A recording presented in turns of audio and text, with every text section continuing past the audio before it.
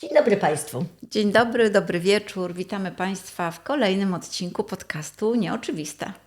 Serdecznie Państwa zapraszamy do obejrzenia tego odcinka, a zanim Państwo zaczniecie nas oglądać, prosimy tych, którzy tego jeszcze nie zrobili, o subskrypcję. Oczywiście prosimy o subskrypcję. Dziękujemy tym osobom, które już zasubskrybowały i dziękujemy też Państwu, że przekazujecie wieści o podcaście znajomym czy innym osobom, które mogą do nas dołączyć. To nasze grono się powiększa, więc jest nam niezmiernie miło. Szanowni Państwo, dzisiaj chcielibyśmy Was wprowadzić w świat literatury, trochę magii, trochę filozofii.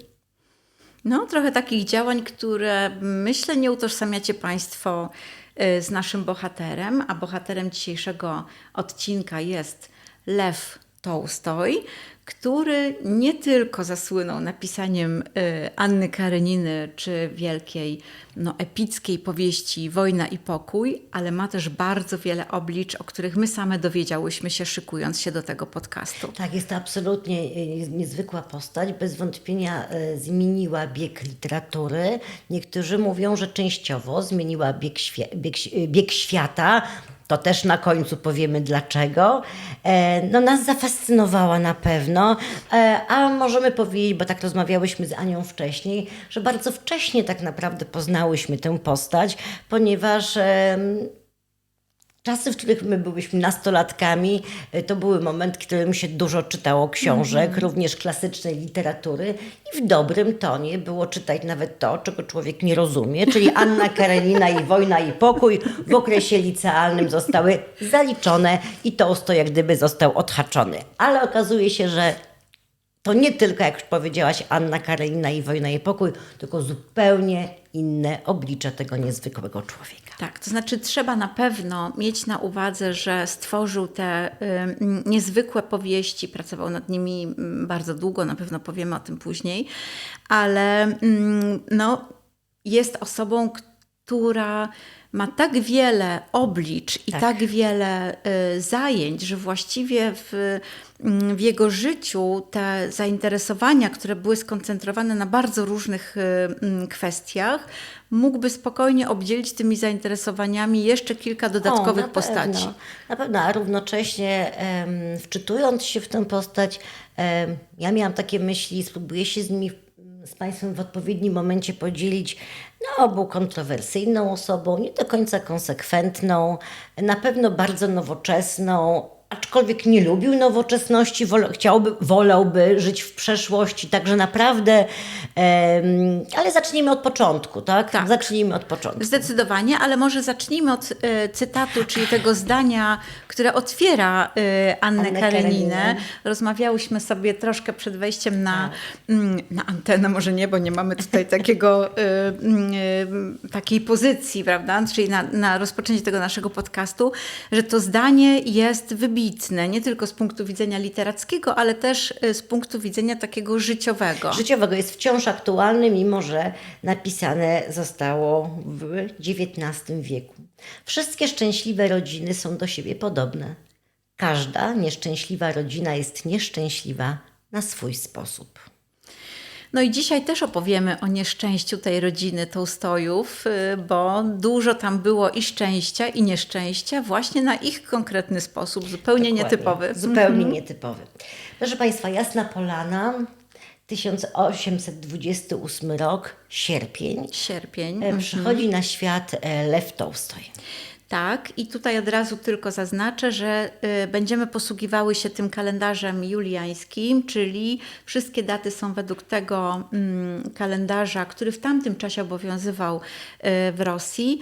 Dzisiaj według kalendarza, gregoriańskiego, który obowiązuje w Europie Zachodniej, to byłby 10 wrzesień, kiedy on przychodzi na świat, ale posługujemy się tymi datami, które wtedy obowiązywały. Tak jest najmłodszym spośród 4 braci, najstarszy Mikołaj, średni Sergiusz, młodszy Dymitr i najmłodszy Lew, nazywany przez członków rodziny kuleczką. No, prawdopodobnie w wyniku tego, że był taki trochę przy kości, że tak powiem. A następnie rodzi się siostra Maria, jak Lew ma niecałe 2 lata i niestety podczas porodu, czy zaraz po porodzie umiera jego mama, Maria Księżniczka Wołkońska. Lew nie pamięta swojej matki, natomiast wyrobił sobie jej obraz, wyobrażenie tak naprawdę i do końca życia jej hołubił, wielokrotnie o tym pisał. Nie zachował się żaden portret Marii Wołkońskiej. Podobno nie lubiła się portretować ze względu na podobno brak urody. Trudno powiedzieć dlaczego, ale fakt że portretu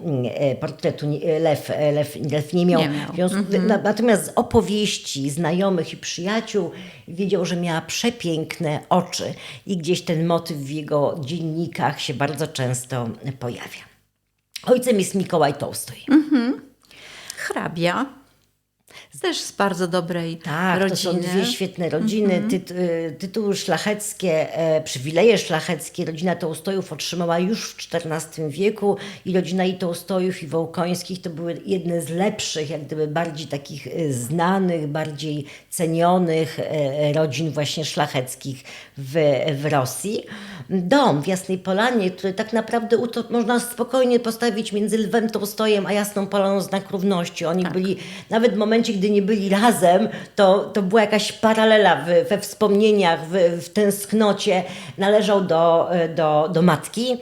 Ona go odziedziczyła, wychodząc za mąż za Mikołaja Tołstoja, który niestety był zubożały ze względu na sposób życia swego ojca, który był gubernatorem, natomiast lubił się bawić, prowadził dosyć hulaszczy tryb życia, w związku z czym zostawił syna tak naprawdę z ogromnymi długami, które Mikołaj Tołstoj przez całe swoje życie, dopóki żył, próbował spłacić i jakoś ten majątek odnowić. Niektórzy mówią, że części właśnie tych cech charakteru Lew odziedziczył po dziadku, ojcu Mikołaja. Też był trochę utracjuszem, na szczęście tylko na początku. No, później nie dbał do końca o majątek, ale to przejdziemy do tego, bo to będzie zupełnie inny kontekst. Oni w tej Jasnej Polanie rzeczywiście na początku żyją i mieszkają, później przenoszą się do Moskwy.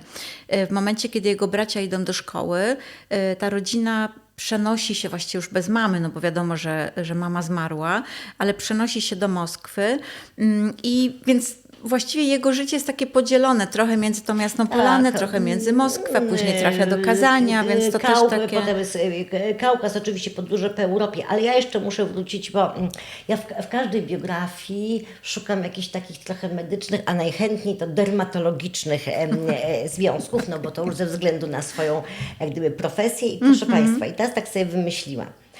Jedno z pierwszych wspomnień Lwa Tołstoja jest, on tak opisuje, że pamięta, czy czuje, pamiętał, jak jest związany i nie może rozprostować rąk. I pisał dalej w swoich dziennikach, o tych dziennikach, często się będziemy do tych dzienników odwoływać, bo właśnie przez całe swoje życie prowadził dzienniki, to są fantastyczne zapiski jego życia i przemyśleń. No w każdym razie pisze, że on nie pamięta, czy to poczucie, że był związany, było związane z tym, że był tak spowijany. No, pamiętamy jak nawet z jakichś zdjęć, jak niemowlęta w dawnych czasach były właściwie jak mumie po prostu egipskie, czy też nie drapał liszajów. I ja tak się zastanawiam, jeżeli on nie drapał liszajów i o tym pisze, może Lew Tołstoj miał atopowe zapalenie skóry, które i dlatego też był trochę niespokojny, trochę niegrzeczny, miał rodzaj takiej nawet czasami agresji, szczególnie jako nastolatek, być może ten świąt skóry w przebiegu tych zmian. I dlatego na przykład... A jako dziecko często płakał. Jako dziecko często płakał, natomiast miał spowijane te ręce, a wiemy o tym, że nawet jeszcze niedawno, a być może gdzieś jeszcze takie straszne rzeczy są robione, zawija się na przykład na noc dłonie, ręce małych dzieci, żeby nie rozdrapywały swoich ran. No jest to nieludzkie, jest to niehumanitarne, no ale jest to jakiś tam sposób być może niektórych rodziców na to, aby powstrzymać dzieci od drapania. Więc to jest takie moje małe przemyślenie. Natomiast prawda jest taka, że biografowie mówią, że to wspomnienie pierwsze tych pęd, czy to choroby, czy to po prostu związane z takim sposobem opieki nad niemowlęciem, było taką przenośnią, ponieważ Lew Tołstoj przez całe swoje życie starał się wyzwolić z pęd. Tak. Może to, no to takie trochę może już wiesz, do po psychoanalizy. prostu przetworzyłam te wszystkie aspekty, o których myślę, że dzisiaj opowiemy, czy one się właśnie wpisują w tą jego potrzebę wyzwolenia. Jeśli dostrzegłaś w nim potrzebę ucieczki i potrzebę właśnie tego wyzwolenia, to jest bardzo ciekawe, bo ja z kolei dostrzegłam w nim nie potrzebę ucieczki, tylko potrzebę poszukiwań i znalezienia odpowiedzi, ale te dwie rzeczy mogą się łączyć ze sobą, Mogą prawda? się łączyć, oczywiście. Także Dlatego, to jest że bardzo ciekawe. Zaczynasz szukać nowej drogi, ponieważ być może przed czymś uciekasz, być może jest ci niekomfortowo, może masz jakieś kompleksy, trudno powiedzieć. A może po prostu powoduje tobą taka ciekawość, poszukiwanie sensu. Myślę, że tutaj ja bardziej jakoś tak tego Tołstoja w tej okolicy. Czuję, proszę Państwa, że będziemy mieć trochę odmienne zdanie, ale to dobrze. No w każdym razie, tak jak powiedzieliśmy, żyją sobie w Jasnej Polanie, czterej bracia i jedna siostra. Mama niestety zmarła, opiekuje się nimi ojciec. Jest dobrym ojcem. Oczywiście, to wiadomo, to był XIX wiek, to tata nie był na każde wezwanie, było mnóstwo guwernantów, służba cała, chłopi pańszczyźniani,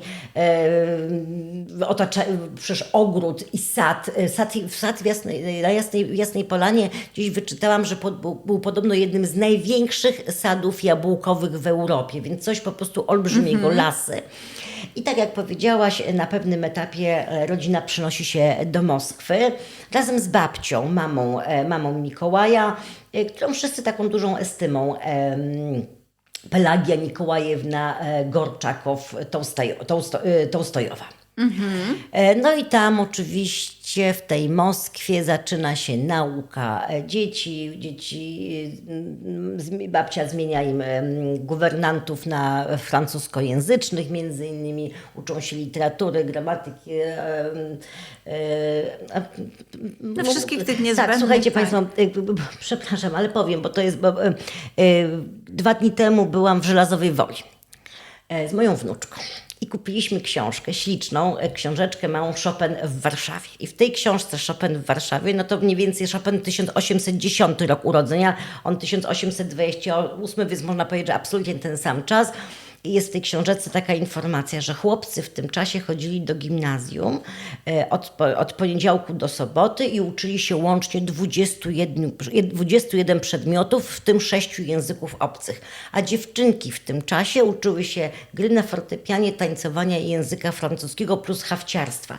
W związku z czym domyślam się, że Lew Tołstoj również być może miał 21 przedmiotów w swojej szkole, plus jazda konna, która była jego ulubionym zapewne przedmiotem, bo kochał być w siodle. Tak, to prawda, ale później też życie pokazało, że on uwielbiał się uczyć. To było coś nieprawdopodobnego, jak sobie czytałam tam jego różne opowieści z różnych źródeł, bo on nauczył się na potrzeby czytania właśnie materiałów źródłowych bardzo wielu języków. Tak. Łącznie z holenderskim, hebrajskim, to nie wiedziałam. Więc to jest coś nieprawdopodobnego i on studiował te dzieła, bo on się później bardzo mocno zaangażował właśnie w studiowanie dzieł takich filozoficznych, takiej konceptualnej też twórczości literackiej, że miał właśnie takie dążenie, żeby czytać to w oryginale. No wiadomo, nie było przekładu, więc to też było w pewnym sensie zmuszało go do tego, żeby się nauczył języka, żeby coś przeczytać, co wyprodukował, czy stworzył inny twórca, pisarz. Ale jestem pełna podziwu. Musiał być zdolny bardzo lingwistycznie, dlatego że przecież też jak poszedł na studia orientalistyki, których nie skończył, ale po niecałych 2 latach ponoć język turecki opanował w sposób też bardzo dobry. Także widocznie miał humanista. Tak. Ze zdolnościami lingwistycznymi. Miał talent. W każdym razie niestety będąc w Moskwie, czas jak gdyby takiego szczęśliwego dzieciństwa częściowo tym dzieciom się skończył, z tego względu, że również umiera ich ojciec. Lew ma około 9, Tak. ma około 9 lat. I też nie wiem, czy doczytałaś, że dosyć ciekawa historia jest związana ze śmiercią jego ojca. Nie. On wyjechał w interesach, tam załatwiać jakieś sprawy właśnie, powiedzmy, biznesowe. Wyjechał ze swoimi w domu, przepraszam, dwoma, nie wiem, no, służącymi, No służącymi. no, służącymi, tak. powiedzmy. Służba wtedy była na porządku dziennym, Tak. więc... To było, i tam będąc właśnie na tym wyjeździe zmarł w wyniku jakiegoś nagłego ataku, czy to był udar, zawał serca, trudno powiedzieć, po prostu przechodził przez ulicę, upadł i zmarł. Ta nagła śmierć została uznana za śmierć naturalną. Natomiast wiele lat później Lew Tolstoj pisał, że możliwe było morderstwo i też przez jego pamiętniki to się przewija, gdyż zdarzało się, pisał Lew, że poddani chłopi, którzy byli wyróżniani przez swoich panów, a takimi właśnie służącymi, wyróżnionymi, zwolnionymi częściowo z pańszczyzny byli ci, którzy pojechali z Mikołajem w interesach, tracili rozum i zabijali swoich dobroczyńców. I gdzieś tam też w tej rodzinie przewijała się myśl, że być może nie była to naturalna śmierć ojca, tylko po prostu wynik, tym bardziej, że nie znaleziono przy nim ani weksli, ani pieniędzy, w związku z czym coś takiego mogło się wydarzyć. No i wówczas oczywiście chłopcy plus dziewczynka muszą być oddani ktoś się musi nimi opiekować i opiekę nad nimi przejmuje bliska kuzynka. To jest Aleksandra Ostensaken. tak. Aleksandra Ostensaken. No to jest też ciekawa historia, bo on rzeczywiście traci mamę, kilka lat później traci ojca. Ta ciocia, pod której opieką żyją w tym rodzeństwie przez kilka chyba lat, również umiera. Tak. A w międzyczasie jeszcze w ogóle idzie do klasztoru, zostawiając ją ze słynną ciocią Jergolską. I oni trafiają do kolejnej cioci, która się nimi opiekuje, do kazania i tam właściwie dużą część tego młodzieńczego czasu spędzają. Tam właśnie Lew idzie na studia. Chyba tamtą orientalistykę właśnie zaczyna studiować na Uniwersytecie Kazańskim.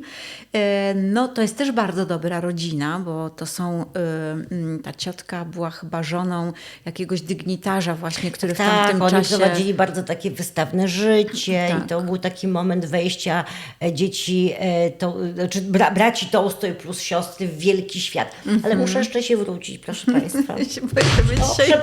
Przepraszam, dlatego, że jak umiera ciotka Ostensaken, no to jest jej pogrzeb. I dzieci bardzo przeżyły to, bo jednak były z nią częściowo związane, był to dla nich taki bardzo duży szok. I słuchajcie Państwo, na nagrobku ciotki Ostensaken jest wyryty wiersz, który jest pierwszym utworem literackim Lwa Tolstoja, który został gdziekolwiek opublikowany. W związku z czym przeczytam Państwu. To już widać, że jeszcze później dużo musiał popracować, żeby stać się literatem tak wybitnym, jak poznamy, ale o ty, strudzona ziemskim znojem, co życia przeszłaś szlak nieznany, a teraz pomiędzy niebiany słodkim napawasz się spokojem, w nadziei słodkiego spotkania, z wiarą w życie poza grobem, siostrzeńcy ten znak poważania wznieśli, by uczcić twą osobę. Także pierwszy opublikowany utwór Lwa Tolstoja, o którym wiemy. No tak, bardzo ładnie. No ale oni trafiają później pod skrzydła właśnie tej cioci drugiej, tak. No i tak jak mówisz, tam rzeczywiście się dzieje, bo korzystają z tego swojego arystokratycznego i dochodów, i posiadłości, i właściwie tych wszystkich możliwości, które mają do dyspozycji. No i Lew nie żałuje sobie w żadnym razie. On bardzo... Śpiew, kobiety, karty, Tak, bilard. alkohol, wszystko tam jest w grze, że tak powiem. No i również, no, powiedziałaś kobiety, czyli również seks. Jako młody chłopak też zaczyna W ogóle tą swoją inicjację. podobno miał ogromną energię seksualną. Tak. No, do 70 roku życia praktycznie płodził dzieci. Tak, no później powiemy o tych dzieciach, bo rzeczywiście napłodził ich bardzo dużo, że tak brzydko powiedziałyśmy, ale no pójdźmy za ciosem. No, ale... Było ich rzeczywiście bardzo, bardzo dużo. No jak na tamte czasy to chyba nie było nic nietypowego, bo jednak liczne rodziny były dość powszechne.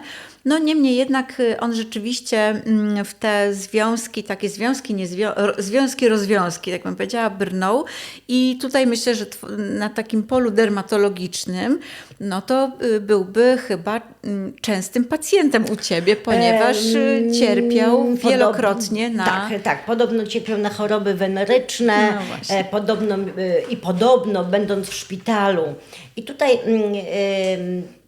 nie mam jednoznacznej informacji, czy będąc w szpitalu z powodu choroby wenerycznej, czy będąc z powodu załamania nerwowego, ale być może oficjalnie było to załamanie nerwowe, a zgodnie z tajemnicą lekarską była to choroba weneryczna, zaczął pisać swoje dzienniki. I to był ten moment, kiedy tak naprawdę zaczął bardzo konsekwentnie, bo to robił konsekwentnie, notować w swoich dziennikach wydarzenia, ale przede wszystkim również przemyślenia i od początku formułować dosyć odważne takie tezy na temat generalnie życia. Tak, ja w ogóle byłam zaskoczona, muszę Państwu powiedzieć i Tobie, bo on prowadził dzienniki, które są nazywane franklinowskimi. I te dzienniki franklinowskie doczytałam sobie. Co to znaczy, bo ja nie wiem. Prekursorem był Benjamin Franklin, no, czyli jeden z ojców założycieli Stanów Zjednoczonych. I to były takie dzienniki samodoskonalenia. Czyli wypisywał sobie, powiedzmy tam 13 rzeczy, w których chce się doskonalić w podziale na dni tygodnia. Czas doskonalenia trwał, no chyba w tych dziennikach franklinowskich, mniej więcej w tych założeniach, około 3 miesiące. I takie 4 rundy rocznie się robiło, czyli po 3 miesiącach sprawdzało się, jak wygląda to był taka ten konsekwentny rozwój, progres. Tak. I to jest dla mnie coś niesamowitego, bo ja nigdy nie myślałam, że Tolstoj miał podejście totalnie wywodzące się właśnie z potrzeby samodoskonalenia. On oczywiście nie doskonalił się aż w takim tempie, w jakim zakładał, że się będzie doskonalił, bo czasami niestety ponosił porażkę, ale on to wszystko odnotowywał. On chciał być lepszy każdego dnia od siebie, z dnia poprzedniego i naprawdę wkładał bardzo dużo wysiłku w samoobserwację. I to było dla mnie też takim niezwykłym odkryciem, że być może ta samoświadomość i ta potrzeba rozwoju, no stworzyły tak naprawdę mistrza, który napisał tak bardzo wnikliwe utwory. Psychologiczne, Tak. bardzo, to są takie czasami psychologiczne studia w ogóle osobowości. No ale też musimy powiedzieć, że pisał, chciał się doskonalić, a bardzo często równolegle jego życie wyglądało zupełnie inaczej. No tak, dlatego to nie była... wyzwalało poczucie winy jednocześnie. No więc właśnie,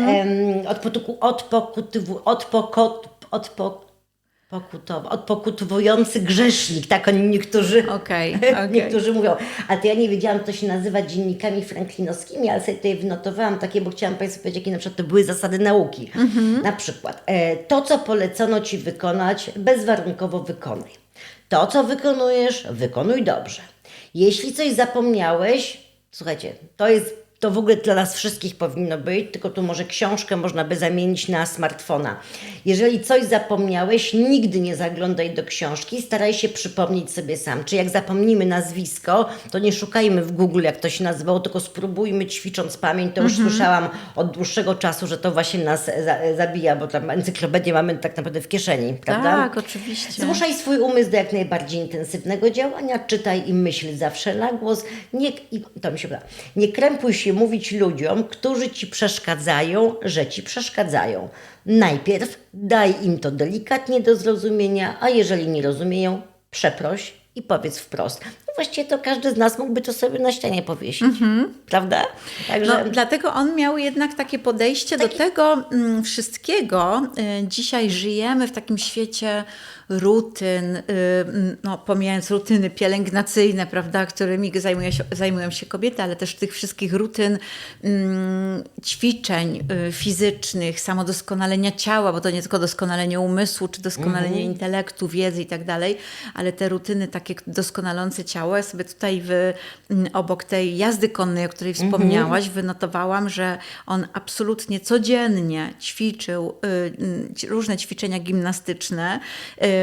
No, był osobą sprawną, wysportowaną właściwie do końca życia. To jest też fenomen, bo on miał 82 lata, jak zmarł, ale on miał doskonałą sprawność fizyczną. Oczywiście zmarł już później, no wiadomo, w tym wieku różnego rodzaju choroby się pojawiają, ale on jeździł na rowerze, podnosił ciężary, miał hantle w ogóle w swoim pokoju, więc to było też dla mnie fenomenalne. jeździł konno. Tak, i nawet w ciągu swojego życia kilkukrotnie, co dla mnie było szokujące, przeszedł pieszo drogę z Jasnej Polany do Moskwy i z Moskwy do Jasnej Tak Polany. sobie po prostu pójdę sobie na spacer. Ponad 200 kilometrów, więc to no, jest naprawdę coś niesamowitego, No. ale właśnie miał te rutyny i on tego pilnował. I w tych dziennikach franklinowskich sobie też zaznaczał, jakie on tam wykonywał zadania i jak się z nich wywiązywał. A równocześnie już później w swoich dziennikach jego żona, to już wiele lat później, pisała, że z higieną u niego to było na bakier. Zdecydowanie. No to jak tak sobie wyobrażam, jak on te hantelki podnosił i robił te pierwsze wycieczki, gdzieś tam on napisał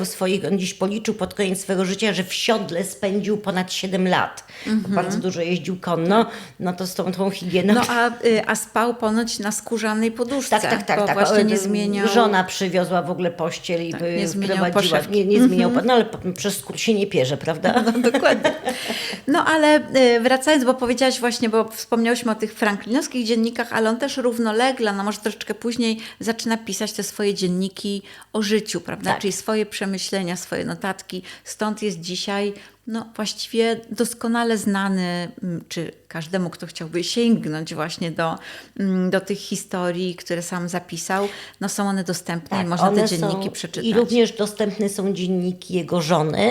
Stanowią one pewne takie taką uzupełnienie, całość, tak. taką całość. Czasami jedna sytuacja opisywana jest zupełnie tak, jak to w małżeństwie. Normalnie, prawda? dokładnie. Normalnie. No w każdym razie, na pewno będąc w tym kazaniu u ciotki, poza tym, że prowadził hulaszczy tryb życia i być może byłby moim pacjentem, to również poszedł na studia. Uniwersytet Kazański był jednym z lepszych uniwersytetów, bardziej uznanych wówczas.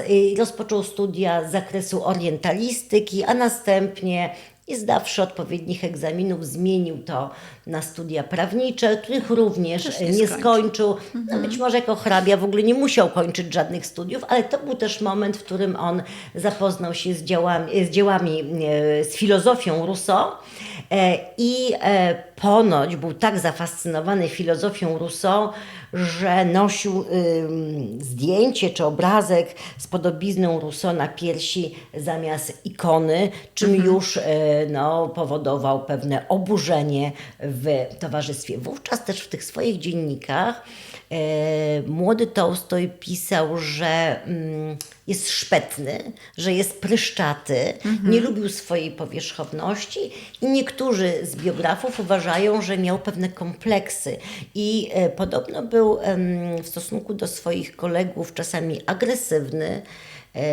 niezbyt miły, kontrowersyjny.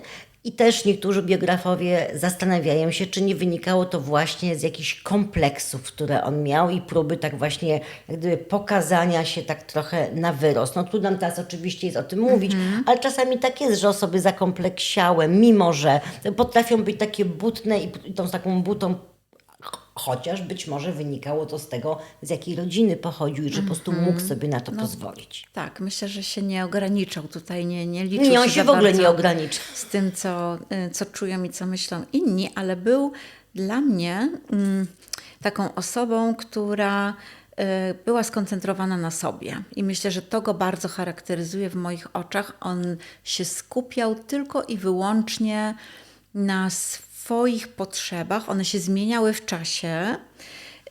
ale on był centrum tego wszystkiego. No, nawet wszystkie te sytuacje, o których będziemy Państwu opowiadać, zdają się to jakby potwierdzać, chociażby termin ślubu, który był wyznaczony w ciągu 7 dni od oświadczyn. Bo on tak chciał. Bo on tak chciał, zadecydował, że tak ma być, albo tak, albo wcale, prawda? I to dotyczyło bardzo, bardzo wielu sytuacji, również końca jego życia, więc on był zawsze skoncentrowany na sobie, co postrzegam w taki dwoisty sposób. To znaczy, z jednej strony myślę sobie, że może miał jakiś taki rys rzeczywiście narcystyczny, prawda? Czyli, że tylko on, jego potrzeby i tylko to się liczy. A z drugiej strony wielu myślę mężczyzn sobie... tak chyba ma, prawda? Nie, staram się nie generalizować.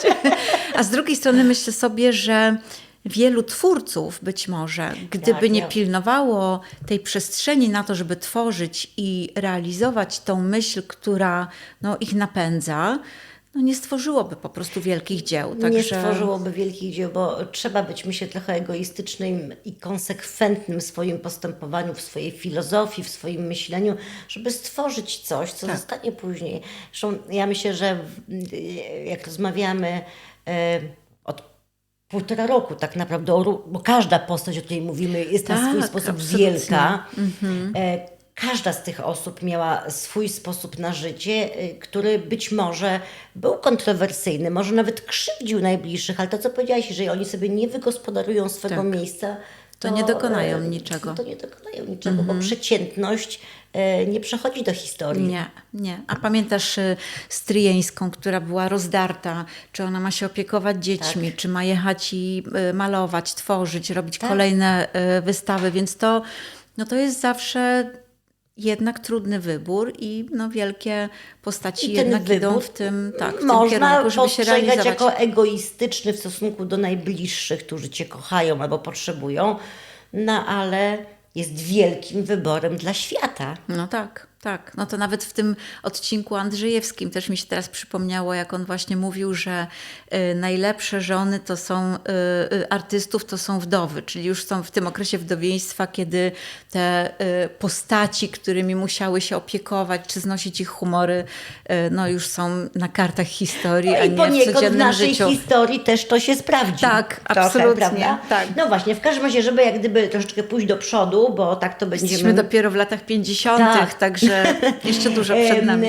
Rzuca studia, przenosi się do Jasnej Polany, zafascynowany tą filozofią Rousseau.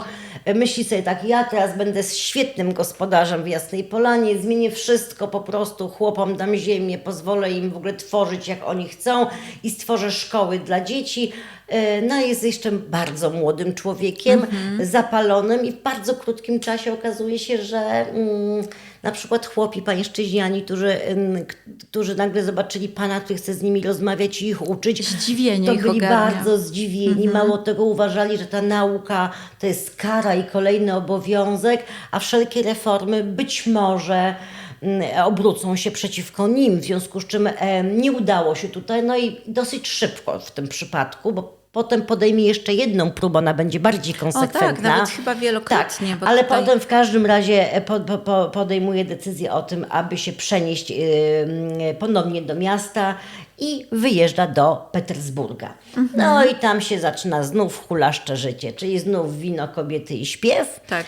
Długi karciane rosną i tutaj to jest ten moment, o którym mówiłyśmy, że zaczyna właściwie wyprzedawać Jasną Polanę. To już w ogóle... Zadłuża się okrutnie, zakochuje się w muzyce cygańskiej. Jego brat Sergiusz też do tego stopnia, że wykupił od Cyganów dziewczynę Maszę, z którą później żył wiele, wiele lat. W końcu się z nią ożenił i miał dzieci, ale więc Sergiusz tu był konsekwentny, natomiast byli tak zafascynowani jako młodzi chłopcy Cyganami, że prawie że ożenił lwa również z Cyganką. W związku z czym naprawdę prowadzą życie, na które może pozwolić sobie tylko, już kiedyś mówiłam to przy okazji, już nie pamiętam kogo, ale powtórzę jeszcze raz, taka trochę rosyjska bananowa młodzież.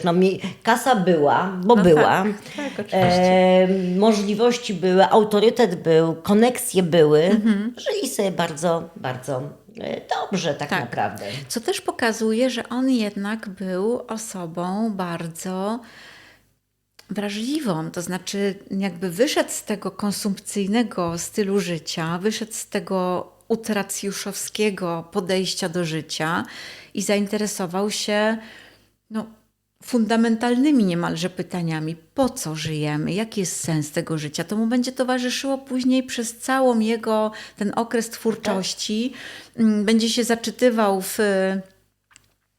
w filozofach, ale też doprowadzi do takich bardzo radykalnych wyborów, o których powiemy oczywiście później Państwu, ale to są wybory, które naznaczyły nie tylko jego życie, ale też życie jego rodziny bardzo istotnie. Bardzo mocno, tak, to były tak. No w każdym razie ten moment hulaszczego życia w Petersburgu w wyniku właśnie rosnących już tych przemyśleń i tych zapisków w tym dzienniku zaczyna do niego dojrzewać konieczność poszukiwania sensu i jak gdyby zaczyna rozumieć, że sposób, w jaki on żyje, nie jest dla niego odpowiedni, że chciałby się udoskonalić, chciałby coś zmienić. I w efekcie chyba tego, w wyniku również spotkania ze swoim najstarszym bratem Mikołajem, postanawia pojechać na Kaukaz i zaciągnąć się do wojska. Ale część biografów mówi, że to też nie było tak jednoznacznie, że on wyjechał na ten Kaukaz, zaciągnął się do wojska, bo radykalnie chciał zmienić swoje życie. To również w wyniku długów, w które popadł, był idealny sposób na to, aby zdobyć pieniądze, bo jednak wojsko to jest żołd, wojsko to jest utrzymanie, to są koszary, a plus jeszcze prestiż. Wówczas był to też duży prestiż. I teraz trochę mnie rozśmieszyło, że Mikołaj z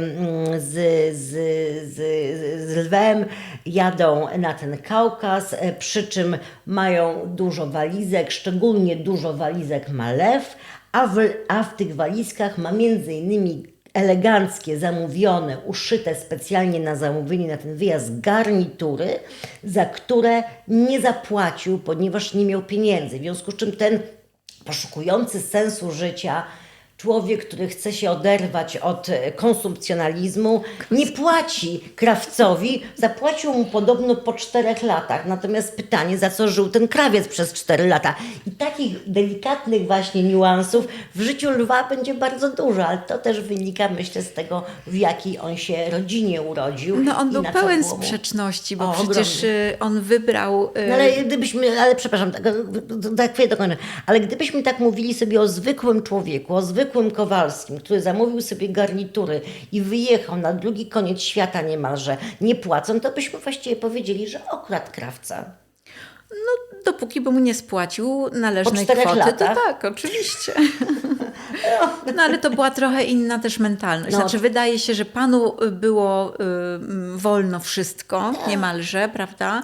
On nawet pisze w którymś momencie, że swojego życia, już tego późniejszego, bardziej świadomego, bardziej takiego dojrzałego, że on żył w takiej mentalności, że te masy, które stanowili właśnie i chłopi, i różnego rodzaju właśnie rzemieślnicy, wszyscy ci, którzy nie byli szlachtą, to była taka masa, która właściwie była nieistotna. To znaczy nikt się nie interesował ich życiem, ich w ogóle losem, prawda?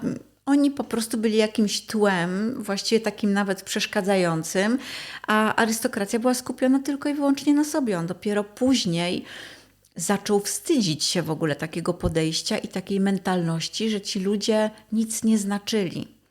I to myślę, że świadomość tego, że były wychowywane pokolenia właśnie w takim podejściu, że ten chłop biedny, czy tam ten robotnik, prawda, to jest nic nieznacząca postać. To jest trybik w maszynie tworzącej świat dla bogatych.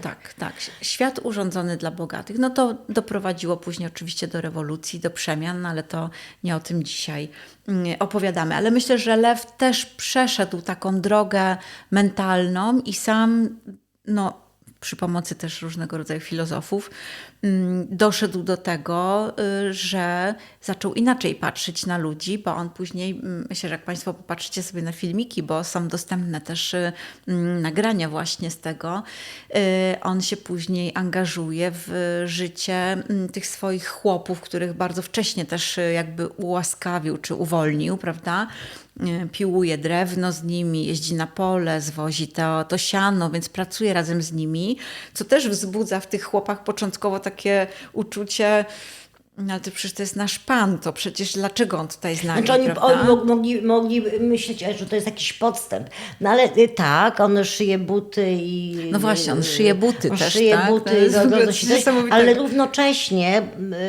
ale równocześnie w momencie, gdy on nosi tą wodę za swego, pomaga nosić wodę na przykład swoim czy pracującym tam chłopom, to równocześnie pisze jego żona w swoich pamiętnikach, bo tak czytałem, że lew nosi wodę, żeby pomóc tam powiedzmy chłopom, natomiast mnie szklanki wody, gdy czuwałam przy jego dzieciach, nigdy nie podał, a przy dziecku 5 minut nie posiedział, gdy płakało, abym ja mogła wypocząć. W związku z czym to była naprawdę postać bardzo kontrowersyjna. Bardzo, ale wiesz, że podzielę się z Tobą swoją refleksją, bo czytałam w którymś z opracowań, że on rozważał właśnie te kwestie związane z sensem życia i w moim odczuciu, to takim subiektywnym, prywatnym, jego decyzja czy jego wybór, żeby włączać się w tę pracę razem z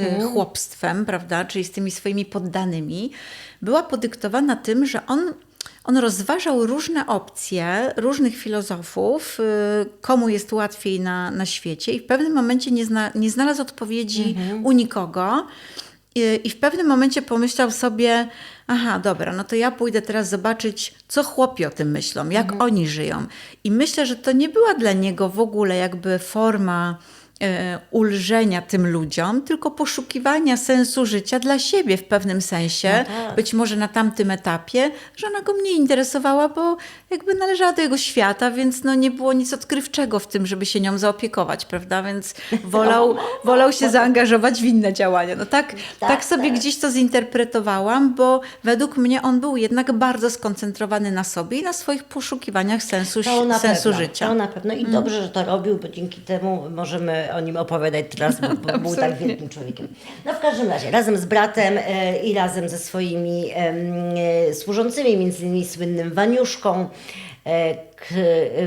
docierają na Kaukaz i w sumie miał tam pojechać na chwilę, jak pisał do swojej ciotki Jergolskiej. To była taka jego ukochana ciocia, która właściwie matkowała mu i tak naprawdę częściowo matkę mu zastąpiła.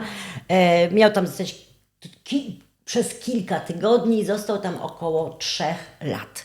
I to był moment, w którym tak naprawdę stał się literatem, ponieważ właśnie będąc na Kaukazie napisał swoją powieść Dzieciństwo, Tak. która została w Sowremenniku. To było najbardziej takie prestiżowe czasopismo literackie wydana i został tak naprawdę przyjęty bardzo dobrze przez krytyków i przez czytelników, bo to jest niejednoznaczne, bo mogą krytycy mówić dobrze, a ludzie mogą nie chcieć czytać. Tutaj było i jedno i drugie.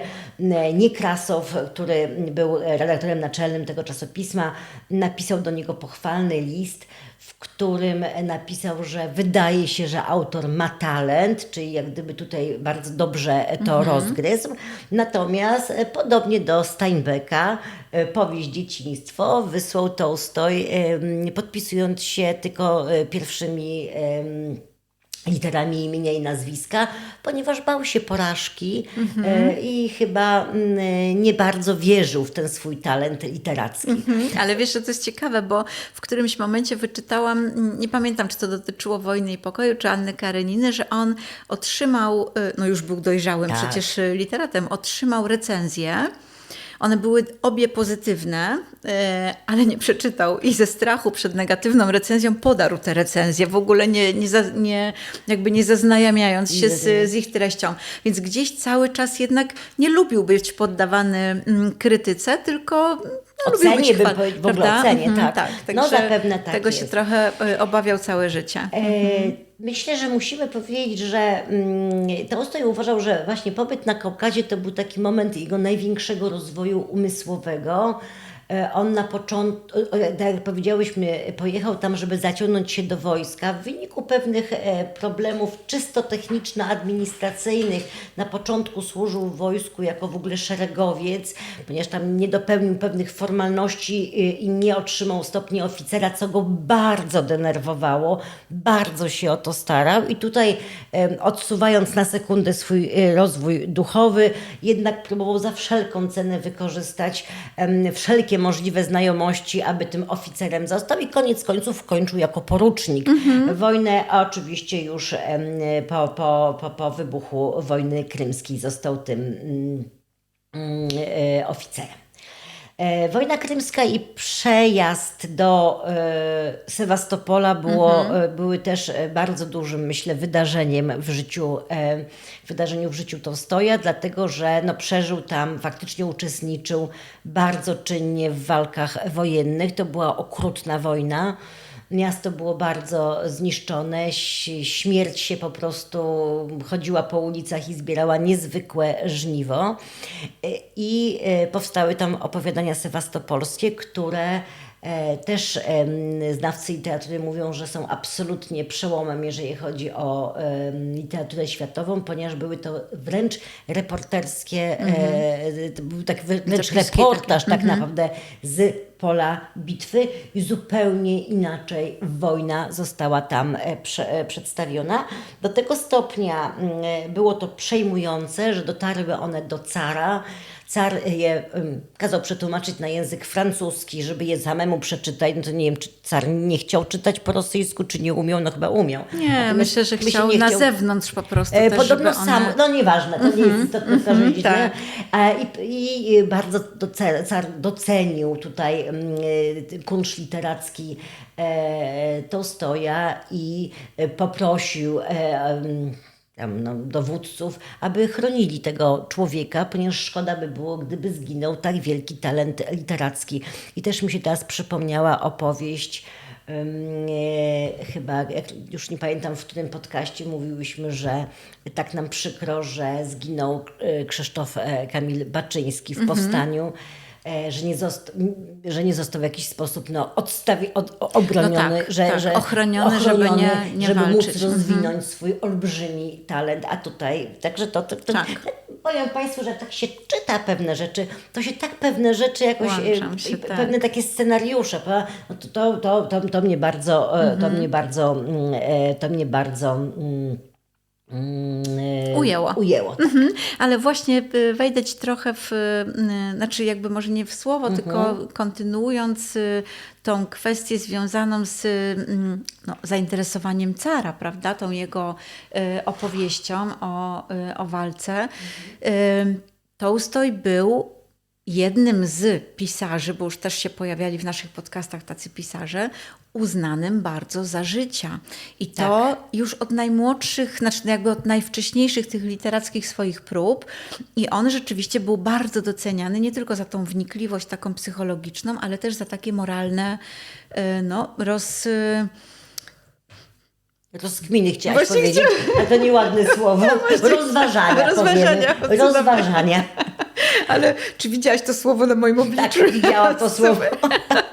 No więc te rozważania moralne też zaskarbiały mu bardzo dużo takiego uznania i trzeba to podkreślić, że on już właściwie od samego początku był autorem bardzo, bardzo docenianym. Od dzieciństwa tak naprawdę, od publikowania dzieciństwa, potem pisał cały czas Kozaków, którzy również byli publikowani. Opowiadania sewastopolskie na pewno już stworzyły z niego. Jak on wrócił po wojnie do Petersburga, to był już bardzo uznanym pisarzem i poznał tam właśnie śmietankę literacką wielkiej tak naprawdę. W Petersburgu zamieszkuje u Turgieniewa, także już tam się tworzą takie więzy, które rzeczywiście w tym literackim świadku są bardzo, bardzo cenione. Tak, ja tu jeszcze chciałam Państwu przeczytać, bo tak mówimy, ja będę, bo myślę, że to jest fajne, tak trochę kontrować pewne rzeczy, dlatego że będąc na Kaukazie, a potem będąc właśnie w Sewastopolu, na początku on otrzymał jakiś tam już jeszcze wcześniej order, który oddał jakiemuś innemu żołnierzowi, po czym później doszedł jednak do wniosku, że przydałby mu się jakiś order i jednak chciałby być oficerem, a nie tym sierżantem, Chorążym on chyba był. nie tym po prostu zwykłym szeregowcem. I zapisuje sobie na przykład coś takiego. Było mi nieprzyjemnie, kiedy dowiedziałem się dzisiaj, że Józef Sierzputowski, ktokolwiek to jest, został kontuzjowany i zameldowano o tym najjaśniejszemu panu. Zazdrość z powodu jakże marnej rzeczy i o jakiego nic ponia. Po czym później pisze, a jednak tak zwani arystokraci budzą we mnie zawiść. Więc te jego zapiski są tak szczere i tak naprawdę pokazujące, że jednak on na początku, potem faktycznie chyba się tego wyzbył, nie umiał zupełnie znaczy jego filozofia myślenia, to samo doskonalenie, to wszystko, o czym już mówiłyśmy, ale równocześnie życie zakorzenione w tej arystokracji przepełnionej carem i cerkwią. Takiej trochę, można powiedzieć, zakłamanej. Częściowo, prawda? Ale wiesz, wydaje się, że on burżuazyjny właśnie... na pewno. Tak, ale wydaje się, że on właśnie jednak pisał o tym w swoich dziennikach oczywiście. Nazywał te swoje uczucia trafnie i nawet chyba się nie bał tych formułowania różnego rodzaju sądów. Zresztą to doprowadziło później do bardzo wielu konfliktów z jego przyszłą żoną. Za chwilkę pewnie o tym powiemy.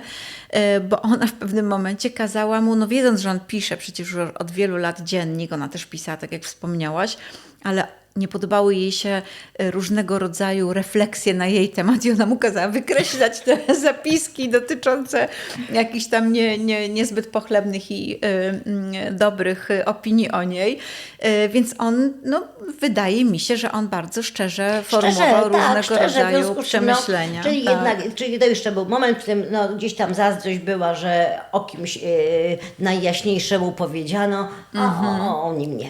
W każdym razie wrócił już jako wielki literat do Petersburga, poznał właśnie bardzo wielu wspaniałych ówczesnych literatów rosyjskich, między innymi Turgieniewa, który był bardzo ważną postacią w jego życiu, wybitny też literat, wybitny pisarz. Panowie bardzo cenili się, natomiast nie bardzo się lubili. Tam w pewnym momencie doszło między innymi do dosyć dużej sprzeczki, prawie że do pojedynku, więc... Ale to później. Później, ale generalnie na początku. Natomiast również możemy tak uchylić trochę rąbka tajemnicy, że być może pewien taki nie najlepszy stosunek Tołstoja na pewnym etapie do Turgieniewa wynikał z tego, że siostra Lwa, czyli Maria, była zakochana w Turgieniewie i on nawet jej tam obiecał małżeństwo, z czego się zupełnie nie wywiązał, więc tutaj taka pewna sprzeczka też rodzinna, tym bardziej, że Lew był związany z całym swoim rodzeństwem, a z siostrą również bardzo do końca swojego życia. Tak. W tym czasie też mniej więcej jak był w Petersburgu, on wpadł na te salony. To był moment, kiedy dopadła go pierwsza śmierć już w dorosłym życiu. Zmarł na gruźlicę jego brat Dymitr. Był to też być może taki też moment właśnie po przeleceniu się po tych salonach i po zabłyszczeniu w środowisku, że wybrał się Lew Tołstoj w podróż po Europie, ponieważ już jako osoba bardzo znana i publiczna, ponieważ chciał zobaczyć tak naprawdę, czego Rosja winna zazdrościć Europie, w czym Europa Zachodnia jest lepsza od Rosji i co ewentualnie z tej Europy Zachodniej można przenieść na rosyjską ziemię.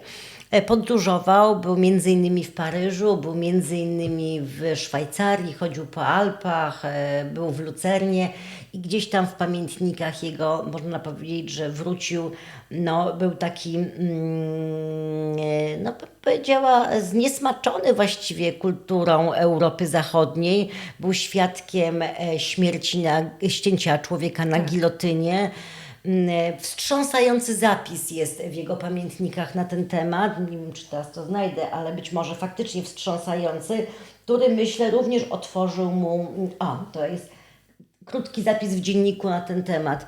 Tęga biała, zdrowa szyja i pierś. Ucałował Ewangelię i potem śmierć. Co za bezsens. I tak myślę sobie, że mocne słowa, prawda? Co za...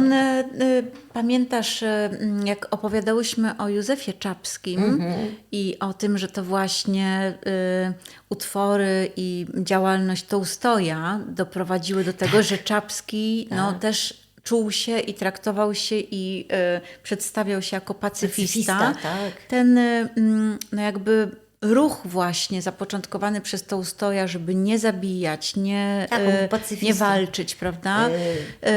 Był nie bardzo... stosować przemocy przeciwko złu. To jest bardzo piękne. On się na pewno wywodził z różnego rodzaju doświadczeń, które on miał i dokładnie, i w trakcie wojny, i też z takich sytuacji, jakie obserwował.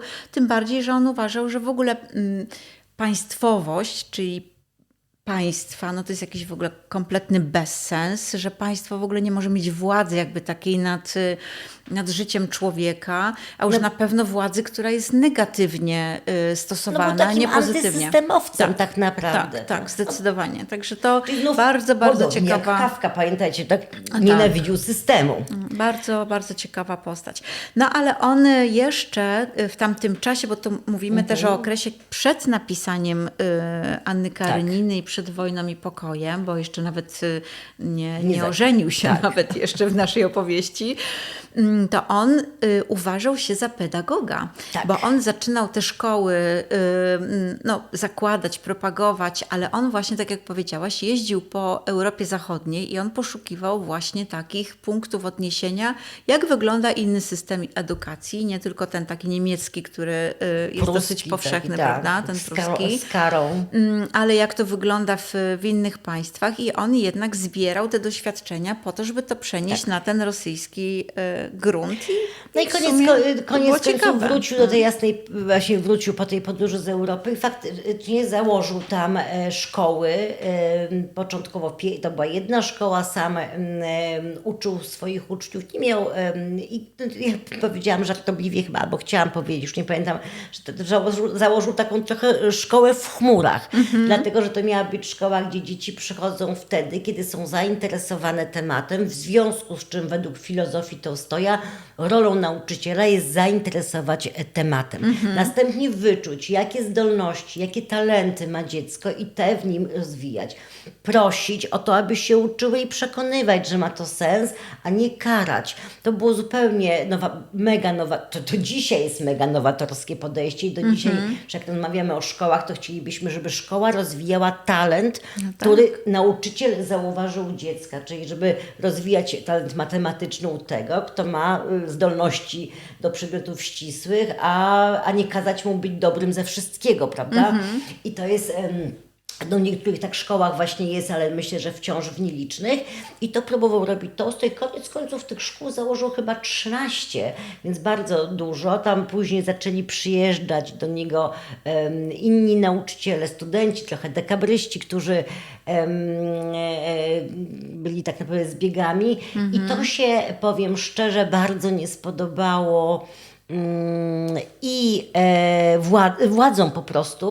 Poświęcił też dużo czasu na taką publikacyjną działalność, bo obok wydawania czasopisma Jasna Polana, które było takim edukacyjnym jakby z założenia pedagogicznym. I tam były te teksty pedagogiczne, jego metody nauczania opisywane. Tak? To opracował też elementarz dla dzieci, żeby mogły kształcić się z tego elementarza i żeby też dorośli mogli z niego korzystać, więc więc wydaje się, że to była naprawdę bardzo świadoma i bardzo taka metodyczna w ogóle działalność Tak, jego. mimo to, że tam ten elementarz i niektóre zawarte w nim opowiadania wzbudzały kontrowersje, to ponoć przez kolejne kilkadziesiąt lat rosyjskie dzieci z tego elementu korzystały. Z tego elementarza, W związku z czym można powiedzieć, że przeszedł również do historii jako metodyk nauczania 1-3, bo to były klasy początkowe uczenie Dokładnie. czytania, pisania i przede wszystkim myślenia, bo on chciał nauczyć dzieci myśleć. Tak,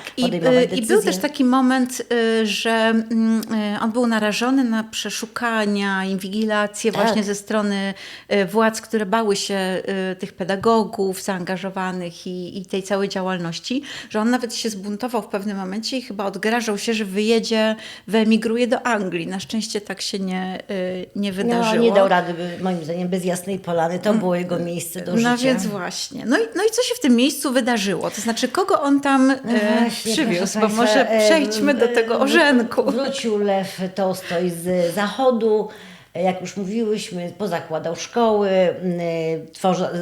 pisał opowiadania do elementarza, no i dojrzał do tego, że właściwie czas na orzenek. Możemy powiedzieć, że Lew Tołstoj miał, jak już zresztą wspominałyśmy, bogate życie erotyczne, często się dosyć zakochiwał. To były przelotne jakieś miłości, częściowo to były romanse właściwie epistolarne, to były pisane listy, jakieś wyobrażenia. Na pewno najpoważniejszym takim związkiem przed ślubem był związek z Walerią Arsieniewą. To była właścicielka sąsiedniego majątku, była dosyć zamożna, oczytana, kulturalna i właściwie to był wyznaczony już z tego, co pamiętam, tego, co czytałam, niemalże termin ślubu. Natomiast Tołstoj zostawił ją i właściwie bez słowa wyjechał. Uciekł tak naprawdę przed tym ślubem. Natomiast ja Państwu chciałam przeczytać, bo to mnie rozśmieszyło, powiem szczerze, jak Tołstoj pisał w swoich listach do Walerii, jak on sobie wyobrażał wspólne życie między żoną a mężem. Pisał to nie w imieniu swoim ja Lew, tylko stworzył oczywiście opowieść, stworzył rodzinę państwa Chrapowickich. I napisał tak: pan Chrapowicki będzie realizował swój dawny zamiar, w którym pani Chrapowicka z pewnością go podtrzyma. Zamiar uczynienia w miarę możności swoich chłopów szczęśliwymi. Będzie pisał, będzie czytał, będzie uczył siebie i będzie uczył panią Chrapowicką i będzie nazywał ją Lalunią. Pani Chrapowicka będzie zajmowała się muzyką, czytaniem i dzieląc plany z panem Chrapowickim, będzie mu pomagała w jego głównym dziele. Wyobrażam ją sobie w postaci małej opatrzności chłopów, jak to ona w jakiejś popelinowej sukni będzie zaglądała do ich chat i co dzień będzie powracała do domu ze świadomością, że zrobiła coś dobrego. Jak będzie budziła się nocą z uczuciem zadowolenia z siebie i z pragnieniem, aby jak najprędzej był świt i żeby znów czynić dobro, za które coraz bardziej bezgranicznie będzie ją uwielbiał pan Chrapowicki. Muszę Ci powiedzieć, że skojarzyło mi się, jak czytałaś, zwizualizowałam sobie noce i dnie Bogumiła i Barbarę, bo to też były chyba jego ideały, w których ona się nie odnajdowała. Tak. I tutaj widać, że Tołstoj bardzo pragnął takiego modelu życia i wydaje się, że on w takim modelu życia jednak funkcjonował, bo późniejsze działania jego, przyszłej żony, jeszcze nie opowiedziałyśmy, kto będzie jego żoną, ale zaraz do tego przejdziemy. Późniejsze jego właśnie pretensje też, jakby ten bunt, który gdzieś tam się w nim zrodził wobec swojej małżonki, wynikał też z tego złego traktowania chłopów. Tak. Z działań, które były takimi opresyjnymi działaniami dla chłopów. On się na to nie godził, nie podobało mu się to i to wywoływało w nim bardzo duży taki sprzeciw. Także, ale powiedzmy, kto tą żoną został finalnie. Finalnie żoną Lwa Tołstoja została Zofia Bers, córka lekarza bardzo znanego, który w Moskwie właściwie udzielał tych porad medycznych całej szlachcie. Ona mieszkała z rodzicami przez pewien czas na Kremlu. Matka jej z kolei była prawdopodobnie znajomą matki Tołstoja. Oni się chyba znali Oni w się ogóle znali jakoś tak. i Tołstoj Tak. znał 3 córki państwa Bers jako małe dziewczynki, bo to były 3 siostry, no i właśnie wśród nich była Zofia, która nazywana Sofią, Sonią, która koniec końców została żoną Lwa Tołstoja. Była dużo młodsza od niego, chyba 16 czy 18 lat ta różnica wieku wynosiła, chyba 16 lat. Ona chyba nie miała 18 lat. Ona miała 18 lat, jak się z nim żeniła, a on miał 30 kilka. Czyli około tam te 16-18 lat różnicy na pewno. I jakby informacje, które jeszcze jakby znalazłam, były takie, że rodzice dziewczynek wymyślili sobie, że Lew Tołstoj będzie dobrą parą, ale chcieli jego oskarżyć z Lizą. I jak przychodził Tołstoj do domu, no to wszystkim się właściwie wydawało, że to Liza będzie jego wybranką, a on zakochał się w Zofii, z którą później zresztą spędził prawie 50 lat razem. Nawet chyba więcej. Być może nawet więcej. No w każdym razie, jaka była Zofia? A jeszcze zanim do tego przejdziemy, to muszę Państwu powiedzieć, bo to dla mnie było takie szokujące i to rzeczywiście on ją też postawił w takiej sytuacji trudnej, bo on się oświadczył i zażądał ślubu w ciągu 7 dni. Tak, on się oświadczył listownie, zażądał ślubu w bardzo krótkim czasie. Wydawało mi się, to jest wręcz niemożliwe, żeby w tamtych czasach ślub zaplanować w ciągu 7 dni, przecież posag, suknię. No dokładnie. Natomiast też wyczytałam, że rodzice, a szczególnie ojciec, był na tyle niezadowolony z tego wyboru, mimo jednak pozwolił na niego, że Zofia nie dostała w zasadzie żadnego posagu, a nie dostała od matki 300 rubli, które wydała na drobne podarunki dla mieszkańców Jasnej Polany po przyjeździe. Ale jeszcze musimy powiedzieć, nie wiem czy wczytałaś się w to, jak okrutny w sumie Tołstoj był przed ślubem dla swojej żony. Tak. To znaczy mam takie mieszane uczucia, czy on był okrutny, czy on był prawdziwy, bo to jednak cały czas jakoś polemizujemy ze sobą, prawda? Tak. Jeżeli chodzi o ocenę jego osoby. Może był prawdziwy, ale było to okrutne postępowanie w stosunku do młodziutkiej, nieznającej życia dziewczyny, ponieważ... No właśnie, dał do przeczytania jej swój dziennik, obfitujący w te wszystkie erotyczne wspomnienia, zapiski i informacje. No i to przyprawiło ją niestety o duży płacz. Była zrozpaczona. Właściwie ona była zapłakana, jak szła do ślubu. Jak do cerkwi pojechali, no to ona była cała we łzach. Zresztą kazał też czekać na siebie bardzo długo. Ja na początku, jak czytałam, to myślałam sobie, no to jest niemożliwe w ogóle, żeby pan młody miał taką cierpliwą, przyszłą małżonkę, żeby ona w tej cerkwi czekała, ale jednak nie, ona czekała w domu i on dopiero do domu przyjechał. Okazało się, że tam chyba koszuli nie było czystej, i musiał tą koszulę organizować. Już wspominałaś o tym, że on tam problemy z czystością miewał, ale w tym przypadku akurat ta koszula była bardzo potrzebna i on kilka godzin, czy 2 chyba godziny po tym wyznaczonym czasie po nią dopiero przyjeżdża, no ona jest zapłakana, czyli właściwie cały dzień ślubu jest dniem smutnym i przepłakanym, a z tego, co przeczytałam, to również noc poślubna została przez nią określona jako gwałt tak naprawdę, bo jednak było to wzięcie sobie żony przemocą, chociaż już w świetle prawa tego małżeńskiego no właśnie, w tamtych czasach. W związku z czym niezależnie od tego, czy zrobił to Tołstoj jako człowiek prawdziwy, dążący do prawdy, chciał się oczyścić poniekąd i wejść w ten związek z taką jakby białą kartą, taki jestem, takiego mnie poznałaś. No szkoda, że tego nie zrobił przy oświadczynach, tylko przed ślubem, prawda? Tak, no właśnie, ale to były inne czasy, myślę, jednak siła mężczyzny i ten duży brak równowagi między kobietą a mężczyzną. No w każdym razie na pewno było to duże obciążenie takie psychiczne dla bardzo młodej dziewczyny, która właśnie natychmiast z Moskwy, z Bali, z szlacheckiej rodziny, właśnie z pobytu na Kremlu, na pewno miała swoje towarzystwo, koleżanki, znajomych, rodziców, wyjechała na wieś do Jasnej Polany i tak jak już Państwu mówiliśmy, to nie był wielki pałac, który był umeblowany w złoto i z jeżdżącymi karocami.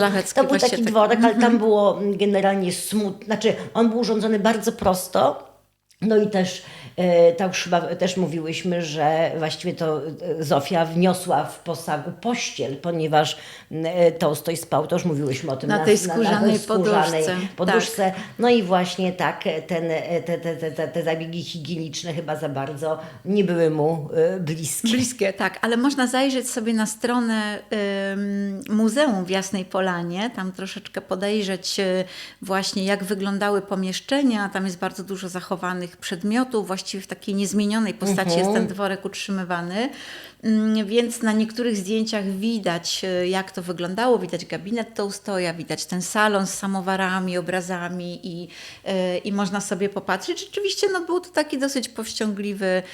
Otomana, na której spał, fotel także, z podciętymi nóżkami, na no którym ale siedział, jak warto pisał. sobie, warto sobie popatrzeć na te zdjęcia. Zresztą sporo jest zdjęć też dostępnych w internecie, na innych stronach, no ale tutaj akurat do tego muzeum kieruję, bo to jest taka najbardziej wiarygodna po prostu z danego miejsca I teraz strona. proszę wyobrazić sobie, że ta młodziutka dziewczyna wyrwana z Moskwy przyjeżdża do tej Jasnej Polany i w krótkim czasie wszystkie tam osoby, które stają się jej tak naprawdę poddanymi, pokazują jej i wskazują jej Akinę Bazykinę. Kobietę, która miała romans, czy też to był przypadkowy kontakt seksualny z Lwem Tołstojem i po podwórku cały czas chodzi ona, ale nie tylko ona, chodzi również syn Tołstoja i Akiny, Timofiej, którego Tołstoj nie uznał, jakby nie usynowił go. Niemniej on pracował jako stangret. Dzieci się z nim bawiły, które później przyszły na świat z małżeństwa Zofii i Lwa. No i o tym też pisze w swoich pamiętnikach Zofia, że dla niej to było bardzo trudne. Patrzenie na tą kobietę i patrzenie na tego chłopca było dla niej trudne. No, on rzeczywiście był chyba w takim dosyć długim związku. Zresztą ona mieszkała chyba z teściem. Jej mąż chyba był w trakcie tego ich romansu, już nie wiem, czy na wojnie, czy na jakiejś innej powinności, czyli był z daleka od domu. No i ona była przecież zamężną kobietą, więc to też była taka trudna moralnie sytuacja. No ale on jednak był uwiedziony jakby tą jej zmysłowością. Tam gdzieś czytałam jakiś taki fragment, że miała taki zmysłowy czy piękny opalony kark właśnie, że to przyciągało jego uwagę. Także rzeczywiście znalezienie się jako młodej dziewczyny w takim związku i w takich okolicznościach może być dużym wyzwaniem, chociaż biografowie piszą i te źródła, które przeglądałam, pokazują czy poświadczają, że ich małżeństwo było bardzo dobrym małżeństwem. Przez pierwsze 20 kilka lat było niezwykle udanym małżeństwem i oni się naprawdę lubili, przyjaźnili, dobrze bawili. No oczywiście ona też rodziła dzieci, które on ona była w ciąży praktycznie cały czas. Całe swoje życie dorosłe była w ciąży. Mówiłyśmy, że 13 dzieci, no oczywiście nie wszystkie 16 przeżyły. ciąż, 13 porodów i przeżyło chyba 8 dzieci do wieku dorosłego, ale 16 ciąż, 13 porodów. To jest nieprawdopodobne. Aczkolwiek do dzisiaj są wielodzietne rodziny, jest to możliwe. Ale w tamtych Niemniej czasach ona to też było dość powszechne. Zofia była cały czas w ciąży i również to, co zapoczątkował Tołstoj dzień przed ślubem, stało się w pewien sposób ich takim zwyczajem.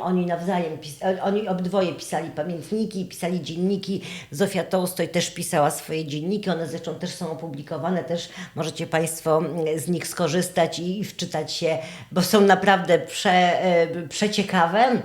Natomiast obydwoje nawzajem czytali te swoje dzienniki, w związku z czym tam nie było tajemnic, pisali głównie, a szczególnie Zofia pisała wtedy, gdy cierpiała, gdy była zła, gdy coś się wydarzyło, szczególnie na początku, natomiast wymieniali się tymi informacjami, w związku z czym można powiedzieć, że w ich życiu jakichś tam tajemnic specjalnych nie było. Też czytałam o tym, że początki ich małżeństwa, nie wiem czy aż 20 lat, ale faktycznie te pierwsze kilka lat było bardzo dobrymi latami, no i bardzo szybko Zofia zaszła w ciążę i później musimy powiedzieć, że Zofia była panią domu, matką, żoną, edytorką, księgową, osobą zarządzającą. Kopistką, bo przepisywała te prace wszystkie. I to jest w ogóle niezwykłe, ponieważ od początku samego z małymi dziećmi, trzymając je, karmiąc, opiekując się nimi, przepisywała praktycznie wszystkie dzieła Tołstoja, bardzo również rozmawiając o nich. To nie było tak, że ona to przepisywała, zupełnie ona zwracała pewne uwagi Lwowi na pewne rzeczy, proponowała mu wykreślenie albo jakieś drobne zmiany. On się jej słuchał, oni o tym rozmawiali.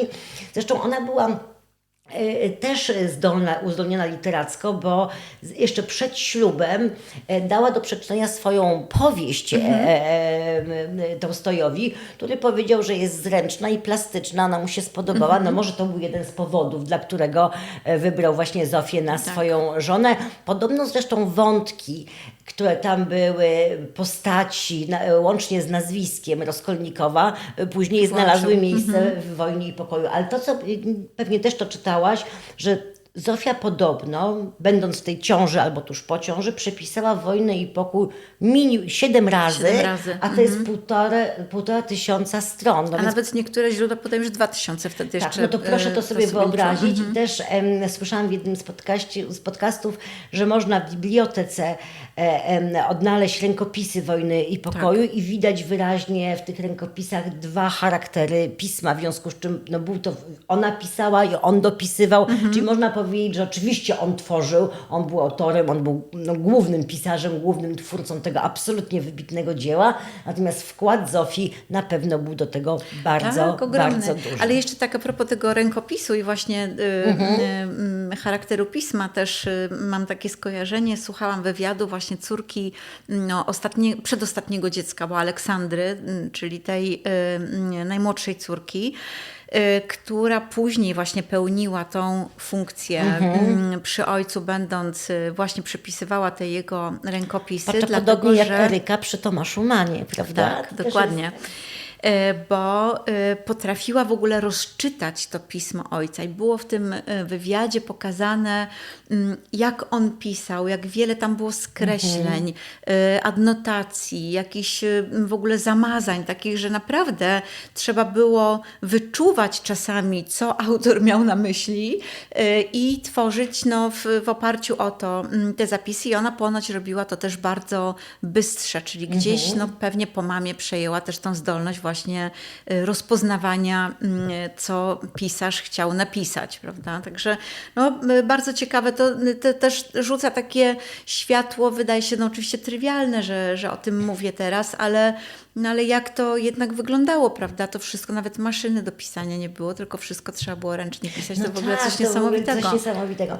No możemy jeszcze tutaj na temat powiedzieć, że właśnie ślub i początki życia zbiegły się z pewnymi jeszcze bardzo ważnymi rzeczami w życiu Lwa, ponieważ przed ślubem na krótki bardzo czas zmarł jego kolejny brat, czyli pierwszy zmarł Dymitr, a potem właśnie ten drugi to był Mikołaj, to był ukochany, najstarszy brat, ten, którego wziął na Kaukaz. Obydwoje bracia zmarli na gruźlicę i Lew Tołstoj bardzo bał się gruźlicy, bardzo bał się tej choroby. Wielokrotnie o tym jakby myślał i mówił i starał się jakby jeść i odżywiać w sposób odpowiedni, hartować swoje ciało, żeby do tej gruźlicy nie doszło, a zaraz w sumie po ślubie jeszcze doszło do takiego małego zawirowania w życiu rodziny Tołstojów, a mianowicie Tatiana, czyli siostra Zofii, jedna z tych 3 sióstr Berg, tak, weszła w gorący romans z kolejnym, już jedynym żyjącym bratem Lwa, z Sergiuszem. I to był bardzo gorący romans, który miał się zakończyć ślubem. No tak. Natomiast nie zakończył się tym ślubem, ponieważ jednak Sergiusz wybrał swoją cygankę, o której już też mówiliśmy, Maszę, a już przerwaniem tego romansu był moment, w którym Masza urodziła dziecko i koniec końców on się ożenił i za chwilę też Tatiana po krótkim czasie też znalazła męża i też wyszła za mąż, natomiast to spowodowało pewien taki rozłam, pewien taki dysonans w tej rodzinie Tołstojów, bo tutaj Zofia oczywiście wzięła stronę Tatiany, Lew kibicował swemu bratu, w związku z czym, widzicie Państwo, Rodzina. Wielka rodzina, wielkie morale, wielkie rzeczy, a życie w każdej rodzinie, tak jak na początku tej Anny Kareniny, Dokładnie. każdy ma swoje jakieś drobne nieszczęścia i takie romansiki, i takie różne rzeczy, także w każdej rodzinie jest tak samo. Tylko na swój dokładnie, sposób, tylko na swój sposób. trochę odmienny sposób. Ale podkreślmy to, że w tym czasie, kiedy on jest już żonaty, to właśnie to jest ten czas, kiedy on tą Wojnę i pokój pisze. Tak, to i jest później Annę długoletnia Kareninę, praca, tak, bo to tak. trwa, nie wiem, ponad 6 lat Tak, chyba. tak.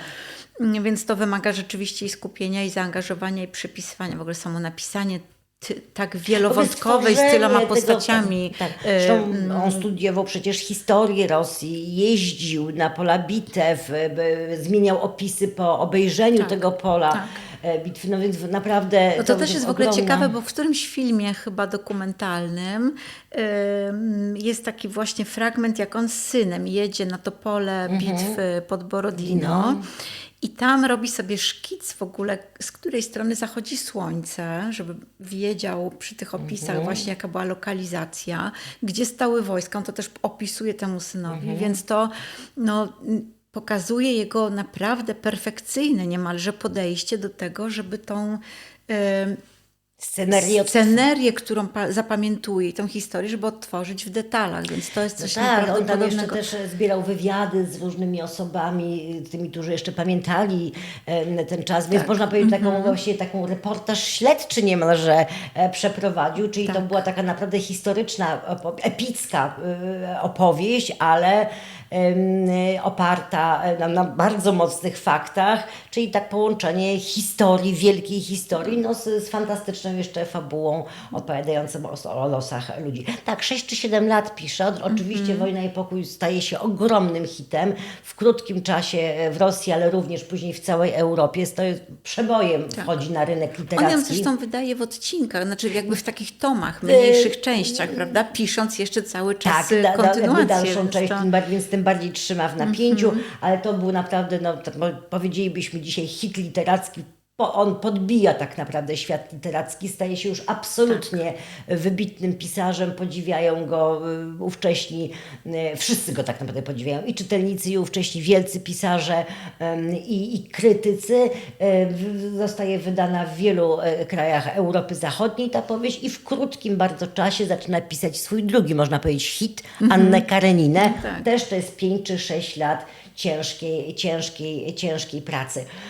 Gdzieś w którymś też, gdzieś czytawszy, znalazłam taką myśl, że wielką szkodą dla literatury rosyjskiej, literatury światowej, dla filozofii światowej, być może i w ogóle nauki, było to, że nigdy Lew Tołstoj nie spotkał się bezpośrednio z Dostojewskim i nigdy ci dwaj myśliciele i filozofowie, no bo na pewno tak trzeba o nich powiedzieć, nie byli w stanie jakby zamienić ze sobą kilku zdań, wymienić się swoimi poglądami, no bo mieli bardzo obydwoje charakterystyczne i konkretne poglądy na życie i na Boga, na dobro, na zło. I że to jest, znaczy nigdy się akurat ci panowie nie spotkali, natomiast później wdowa po Dostojewskim spotkała się z Zofią i doradziła jej bardzo, bardzo sprytnie, jak założyć wydawnictwo i zarabiać jeszcze lepsze pieniądze na powieściach Lwa Tołstoja. Także też taki, można powiedzieć, trochę chichot losu, ale kobieta z kobietą zawsze się dogada. Prawie zawsze. Prawie zawsze. No ale jeszcze wracając do tego, do tej niezwykłej postaci jego, już w momencie, kiedy on Wojnę, pokój opublikował, te wszystkie rzeczy, o których wspomniałaś, się dzieją. Przychodzi taki moment, że on się wybiera prawdopodobnie dla podratowania zdrowia na te stepy, gdzie kupuje tam chyba nawet mały domek. Tak, ziemię jakąś tam. I spędzają tam też okres wakacji i on się angażuje w ogóle w taką działalność. Dwa mam takie punkty odniesienia. Jeden to jest taka jego działalność sekciarska trochę. On się angażuje w takie sekty, między innymi Shakersów. Nie wiem, czy być może Państwo kojarzycie, czy Ty kojarzysz, teraz chyba niedawno wyszedł taki film właśnie o tych Shakersach z rolą główną Kate Winslet. Nie widziałam tego filmu, ale to jest właśnie taka sekta która no, wybiera proste życie, właśnie takie umiłowanie Boga, odcięcie się od Kościoła i tak dalej. Więc to była informacja, która mnie zaskoczyła, że on się w to angażuje. Zaangażował się zresztą później w uratowanie też takiej no, sekty, moglibyśmy powiedzieć, czyli tych Dobroduchów. dobroduchów, chyba to się tak Dobroduchów, gdzieś to sobie zapisałam, nazywało, bo on cały dochód ze sprzedaży książki, którą pisał wtedy Zmartwychwstania, dokładnie, przeznaczył na to, żeby tych ludzi w celu uniknięcia represji Duchoborcy, no właśnie, no też mi się tak jakoś kojarzyło w głowie.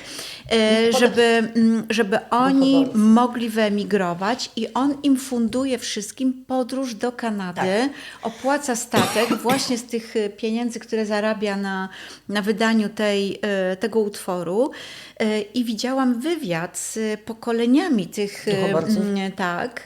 tych emigrantów i oni do dziś pamiętają i wspominała jedna z pani, że oni traktują w ogóle Tołstoja jako takiego półboga dla nich, czyli no osobę, która no ocaliła ich niejako z tych represji.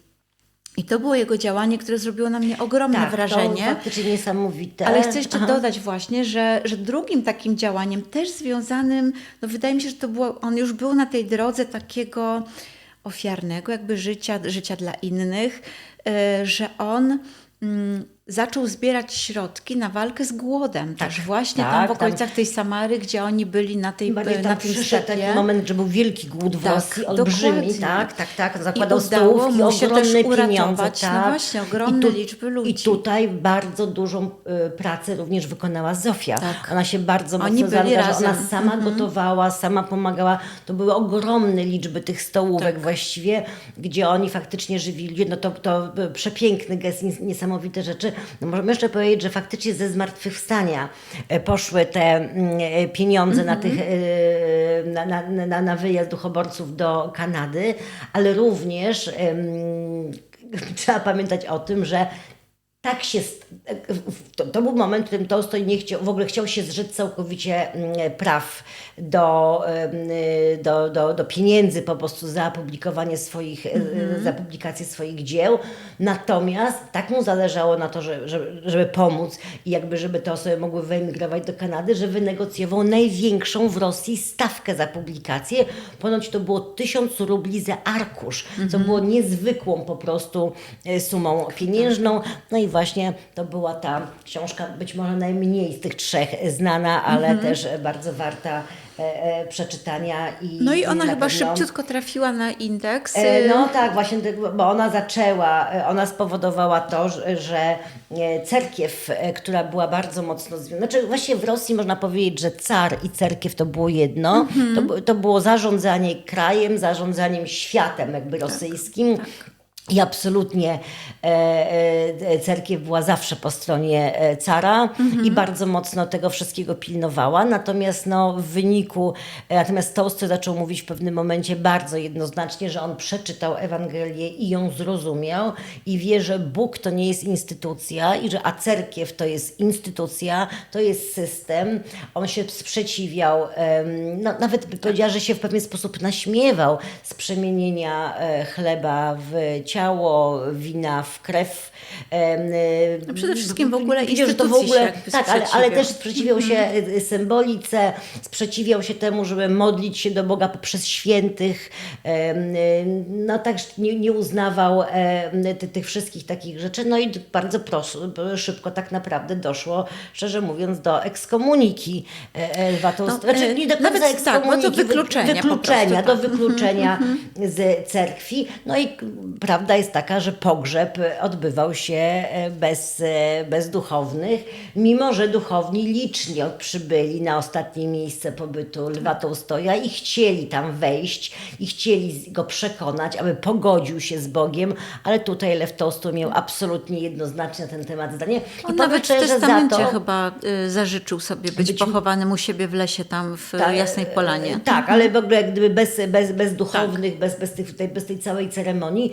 No i to jest oczywiście rzecz bardzo, to mnie bardzo tak wzruszyło i ujęło, ponieważ miłość do Boga, no, czyli do dobra, tak? Jak gdyby, no wiadomo, że on chciał na pewno tworzyć dobro, i to, co powiedziałaś, pomoc tym sektom, pomoc określonym grupom ludzi, też ogromna liczba włóczęgów, uciekinierów, osób wyrzuconych z ram prawa trafiało do Jasnej Polany. On im bardzo często pomagał, wspomagał ich i finansowo, i dawał jedzenie, i właśnie to tworzenie tych stołówek, wcześniej tych szkół, no świadczy o tym, że dla niego jakby robienie tego, no to, nawet to, co czytałam, tak? On chciał, żeby jego żona też robiła dobro, czekała na poranek, aby znów coś dobrego zrobić. To było jego takim główną I on dlatego myślą. w pewnym momencie, no może to była jakaś megalomania już, no nie wiem, ale że jednak też chciał stworzyć religię, chciał stworzyć pewien ruch religijny, który właśnie odcina się od tych instytucji oficjalnych, który skupia się na prostym życiu. Musimy powiedzieć, bo tego nie powiedziałyśmy, że on chodził w takich zgrzebnych ubraniach, no w ogóle się nie stroił, prawda, więc to wydaje się, że to na wszystkich fotografiach i na wszystkich takich zdjęciach charakterystycznych to widać. Zresztą wszystko szyła mu Zofia. Tak, no on sobie tylko te buty robił, prawda? A tak, on sobie robił buty, natomiast że ona szyła mu ale że wszystko. on jednak dążył do stworzenia takiej wizji religii, czy takiego jakby instrumentarium religijnego, gdzie właśnie to dobro odgrywa główną rolę, a te wszystkie instytucjonalne kwestie są zupełnie nieistotne. No tak, no mówił, że państwo jest niepotrzebne, że system jest niepotrzebny. Myślę, że wiemy dzisiaj, że muszą być pewne reguły, musi być pewien system, bo inaczej się wszystko w pewien sposób rozwali, no bo taka jest prawda. No i powstał ten ruch zwany tołstoizmem i przecież powstawały jak gdyby takie rodzaje kolonii tolstoistów i w Rosji, i w ogóle w Europie, w wielu krajach. One niestety długo nie przetrwały jednak, bo to był taki ruch oparty na pewnie fascynacji właśnie Tolstojem i jego filozofią, no ale okazało się, że no, albo nie mieli odpowiednich liderów.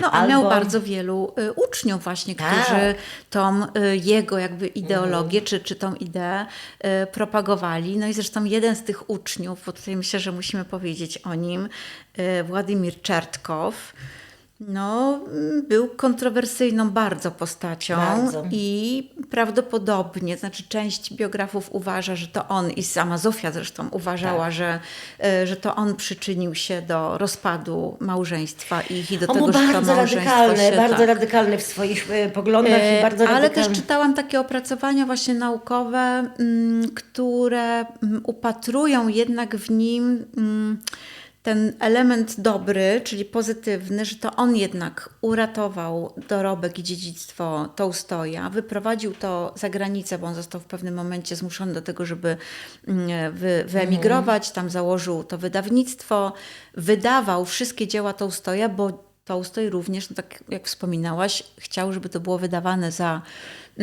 za darmo, znaczy jakby, żeby on nie czerpał korzyści finansowych, tak. O, to była zresztą kłótnia straszna z żoną, wcale jej się nie dziwię, bo nagle tyle lat małżeństwa, a wspólny dorobek, wspólny jej wysiłek też, no bo wspominałaś o tym, że przepisywała. Ogromny wkład w jego twórczość, to w ogóle sama też świadomość, że on może pracować, a ona się zajmuje wszystkim, prawda? I nagle on wymyśla, no dobrze, no to teraz nie będziemy czerpać dochodu z mojej pracy, czyli też z twojej, prawda? A dzieci z czego żyć, to już mnie to w ogóle nie interesuje. No ale doszli do jakiegoś porozumienia, że on chyba do 81 roku te prawa autorskie i majątkowe jednak zachował. Zostawił żonie, czyli Wojna i Pokój i Anna Karenina, to były rzeczy, z których Zofia z rodziną mogła czerpać.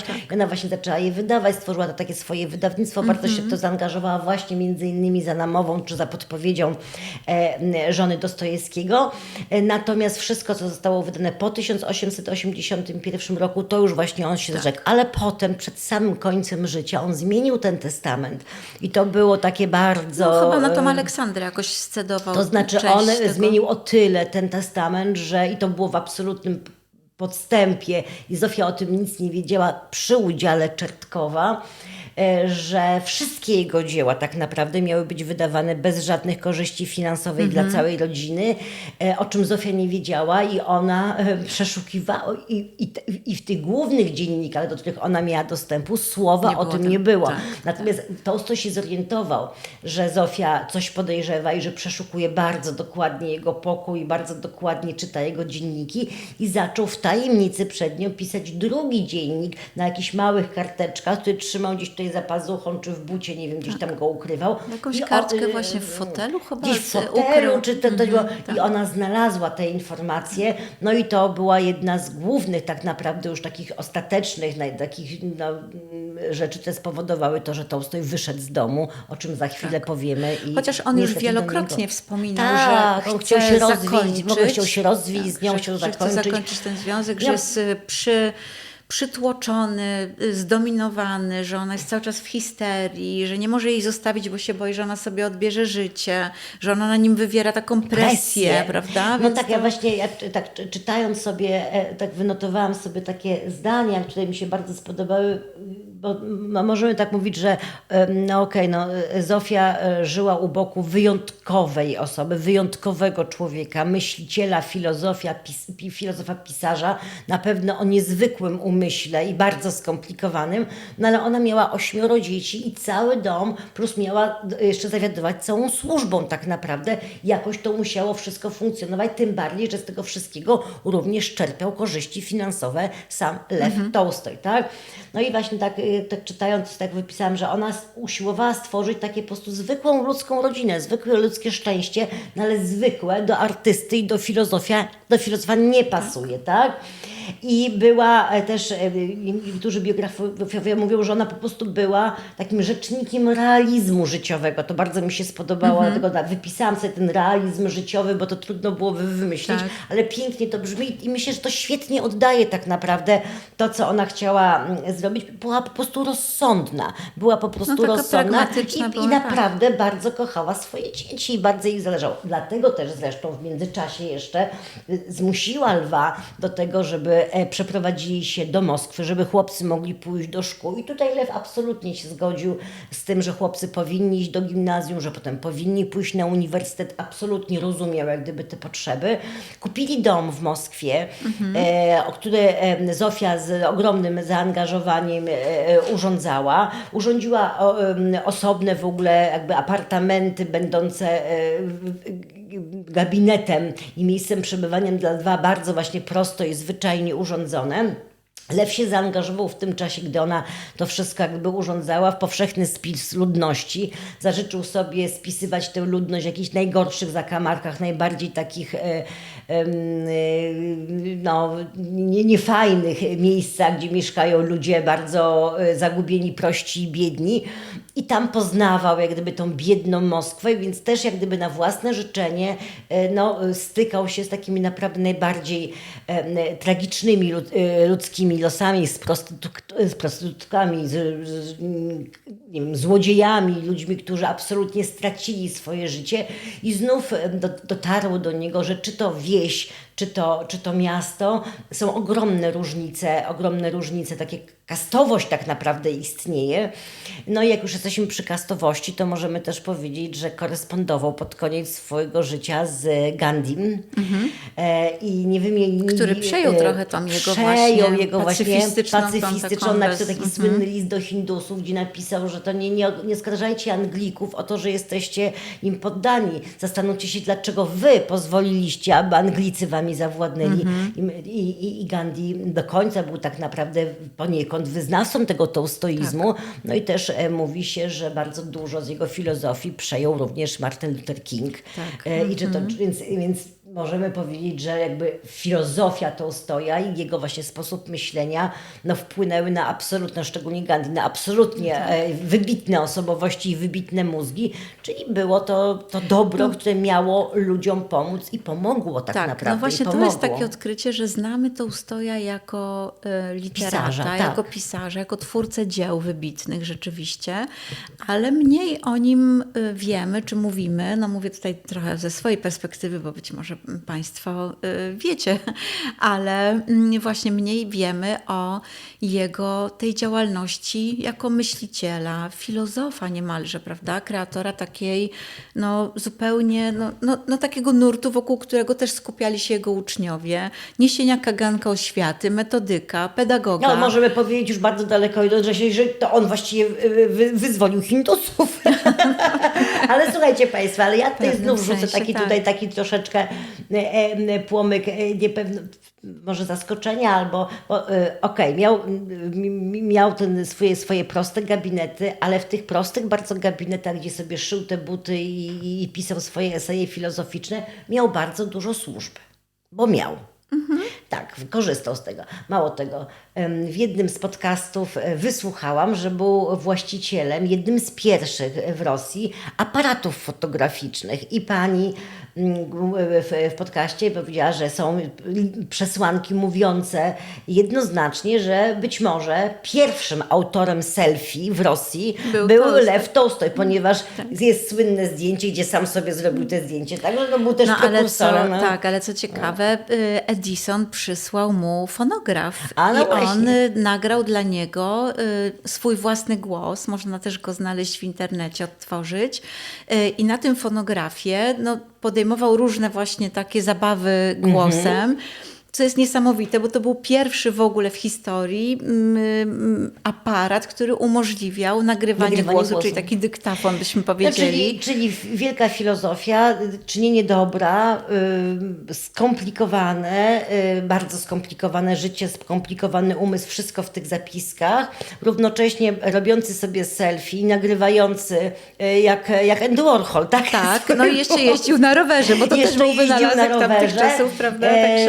A z drugiej strony 7 lat spędził w siodle, kochający żonę, aczkolwiek w pewnym momencie mówiąca, że ona go ogranicza. Ogranicza go dlatego, że chciała zarządzać częściowo tymi pieniędzmi dla swoich dzieci. Tak, ale muszę się jeszcze właśnie tutaj do tego odnieść, do tej żony, bo ja dotarłam jeszcze do takich informacji, że jestem ciekawa, czy też udało Ci się to znaleźć, czy to jest jakaś jednostkowe źródło, że trzeba powiedzieć szczerze i otwarcie, że ich małżeństwo było też naznaczone tragediami, bo umarło kilkoro dzieci, prawda? W tym dzieci, które naprawdę były bardzo kochane. Oni tworzyli taką rodzinę, która rzeczywiście tymi dzieciakami się zajmowała i tam były i różnego rodzaju przedstawienia, i gry, i zabawy, więc on był też bardzo zaangażowanym ojcem. I po śmierci tego najmłodszego, właśnie tego Wani, Sonia może nie rozpoczyna romansu, ale wdaje się w taką romantyczną więź z, chyba to był kompozytor. To był kompozytor, nie mogło za bardzo chyba wpaść w romans, bo z tego co ja doczytałam, to był pianista Taniejew. I kompozytor. Taniejew, on był prawdopodobnie homoseksualistą. Ale że ten związek jej był bardzo długotrwały i bardzo taki... że widać było, że ona w nim znajduje oparcie w tej całej sytuacji. Każda kobieta szuka miłości i czułości i myślę, że niezależnie od tego, jak wielkim i dobrym, bo na pewno dobrym, ale skomplikowanym człowiekiem był Tołstoj, to być może tej takiej zwykłej czułości, zwykłej miłości, zwykłego przytulenia i powiedzenia nie martw się, będzie wszystko dobrze. Ona po prostu tego nie miała. Każda kobieta tego potrzebuje i ten Taniejew był tutaj dla niej taką, tym bardziej, że jak oni zaczynali swoje małżeństwo, Lew z Zofią, to na przykład Lew był świetnym pianistą. Bardzo dużo grał na pianinie. Chopin i Bach to byli jego ulubieni. Był też bardzo wrażliwy na muzykę. Tak, ale w ogóle świetnie grał. Zofia również grała i na przykład na początku małżeństwa oni grywali razem. Potem z różnych względów, tu dzieci, tu praca, tu jakieś takie problemy jakieś rodzinne. Ten zwyczaj odszedł jak gdyby. Natomiast tutaj znów Zofia zaczynała grać z Taniejewem, w związku z czym to było... był zazdrosny. Był trochę zazdrosny. Był zazdrosny, ale to akurat mi go nie szkoda akurat. On też swoje przeżył. Chociaż on właśnie z tym Czertkowem i tam Zofia chyba... Czertkowem, ona też była zazdrosna o niego. Była i nawet podejrzewała go o relacje homoseksualne. Także to też w ogóle niesamowita historia. Po prostu się od siebie musieli oddalić. Po prostu. Życie to powoduje, jeszcze tylko Państwu powiem z dermatologicznego obowiązku, że Władimir Czertkow nosił czarne rękawiczki, których wyglądały elegancko, ale nosił je dlatego, że miał egzemę, czyli prawdopodobnie jakieś zmiany wypryskowe albo nawet łuszczyce, a my wiemy, że jeżeli są zmiany skórne w miejscach, które są widoczne, powodują stygmatyzację i zmieniają osobowość ludzi. I on faktycznie stał się takim, czy nie wiem, czy w jego przypadku tak było, niemniej te czarne rękawiczki były jego znakiem rozpoznawczym, natomiast on w pewien sposób umysłem i życiem Lwa Tołstoja pod koniec życia Tołstoja zawładnął. Tak, Myślę, ale że właśnie to jest jednoznacznie. takie dwutorowe, Miał bardzo duży bo wpływ. pytanie, czy Tołstoj chciał być właśnie zawładnięty i mieć partnera do tego, żeby rozmawiać o rzeczach, które dla niego były w tamtym czasie ważne, czy on go zmanipulował, bo to jednak są dwie różne rzeczy. Myślę, że za mało wiemy i No być może trzeba by jeszcze do tego dotrzeć i jeszcze poszukać. Prawdopodobnie, ja myślę, że to mogło być w dwie strony. No to no nie tak, wiem, ale, tak, ale na ciężko- pewno jedna z tych teorii na pewno jedna z tych teorii przeważa. Natomiast prawda jest też taka, że na pewno on też pomagał mu w sprawach wydawniczych, nawiązywał Tak, kontakty, absolutnie. odpisywał, I pomagał za mu granicą popularyzował właśnie tą popularyzował, jego twórczość. pomagał mu, bo w ogóle on był bardzo zamożny, to był arystokrata, bardzo zamożny arystokrata, który również pomagał odpisywać Tołstojowi na listy. Do Tołstoja przychodziły setki, tysiące wręcz listów z całego świata i on starał się z każdym tę korespondencję podtrzymać, odpowiedzieć. No tak też poznał Gandiego poprzez odpowiedź na list, który od niego dostał, w związku z czym bardzo jakby szanował każdego, kto chciał z nim wejść w jakąkolwiek dyskusję, taką dyskusję filozoficzną tak naprawdę. Tak, tak. I tutaj też powiedziałyśmy, że Zofia, otrzymawszy te prawa do książek napisanych do 1881 roku, założyła właśnie wydawnictwa, jak już powiedziałam, i bardzo mocno się zaangażowała, co nie spodobało się za bardzo właśnie Czertkowi i on tutaj zrobił pewnego rodzaju konkurencję, ponieważ również założył wydawnictwo, ono się nazywało Pośrednik, które było tak naprawdę konkurencją dla Zofii. Tam była bitwa o wydawanie dzieł, które dzieła miały być złożone w jakąś całość. W związku z czym tutaj ja rozumiem Zofii, że on stał się jej po prostu wrogiem. On w pewien sposób odebrał jej męża. Tak, wykradł jej tego męża trochę. I on tak trochę podjudzał Tołstoja właśnie, żeby zmienił ten testament, żeby nic tej Zofii tym dzieciom zostało, bo przecież to będzie zgodne z tołstoizmem. On go trochę podpuszczał do tego, żeby z Zofią się rozszedł. Ona chyba nawet w którymś momencie przekazała część jego dzieł chyba do muzeum, tylko dlatego, żeby Czertkow nie mógł do nich mieć dostępu. Także tutaj faktycznie tam były takie dramatyczne, poważne sytuacje. O duchoborcach już mówiłyśmy, o tołstoizmie mówiłyśmy i o zmartwychwstaniu i wykluczeniu tak naprawdę też. No i właściwie Myślę, można że powiedzieć, trzeba powiedzieć, że po prostu on ma lat 82 i ucieka z domu. Ucieka z domu. I to w ogóle coś właśnie jedną z takich opowiadań, jak gdyby dlaczego on ucieka z domu, to też już częściowo powiedziałyśmy, że Zofia właśnie w nocy, gdy on spał, między sypialnią Zofii a Lwa Tołstoja były trzy pary drzwi. I Tołstoj podobno, kładąc się spać, otwierał te wszystkie drzwi, żeby słyszeć, czy Zofia się skrada, ponieważ wiedział, że będzie mu przeszukiwać pokój. Natomiast ona też chciała, żeby one były otwarte, bo też chciała go w pewien sposób kontrolować. Czyli to były takie trochę nasłuchiwania. No i właśnie pewnej nocy obudził się Tołstoj, a tam właśnie szperająca cicho Zofia znalazła, no i zrobiła się wielka awantura.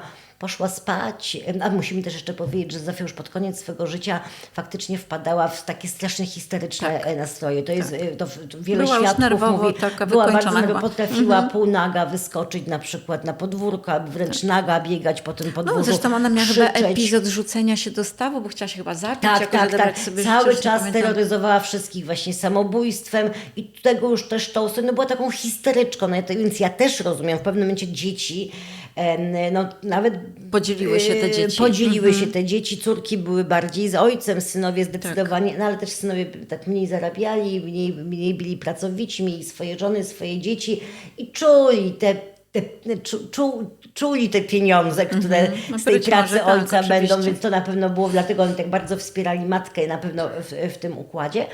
No i to był moment, kiedy Zofia w końcu położyła się spać w jakiejś histerii i właśnie na Tolstoj postanowił wyjść z domu, kazał się odziać, ale to nie było tak, że on sobie wyszedł tylnymi drzwiami i poszedł. On poprosił, żeby zawiadomił Czertkowa, poprosił swego lekarza, żeby z nim wyszedł. W związku z czym nie pojechał sam na tę wycieczkę na koniec świata, tylko w obstawie właśnie na pewno lekarza, tak na wszelki wypadek ten lekarz miał z nim jechać i pierwsze kroki kieruje do monasteru, w którym była jego siostra Maria i tam też była jej córka i 2 czy 3 dni w tym monasterze przebywa, długo rozmawia z Marią, to jedyna z rodzeństwa, znaczy Lew i Maria były jedyny, 3 braci nie, Seriusz jeszcze chyba. Nie wiem, w każdym razie na pewno 2 zmarło zmarło, wcześniej. tak? W każdym razie długo z nią rozmawia, no i dowiaduje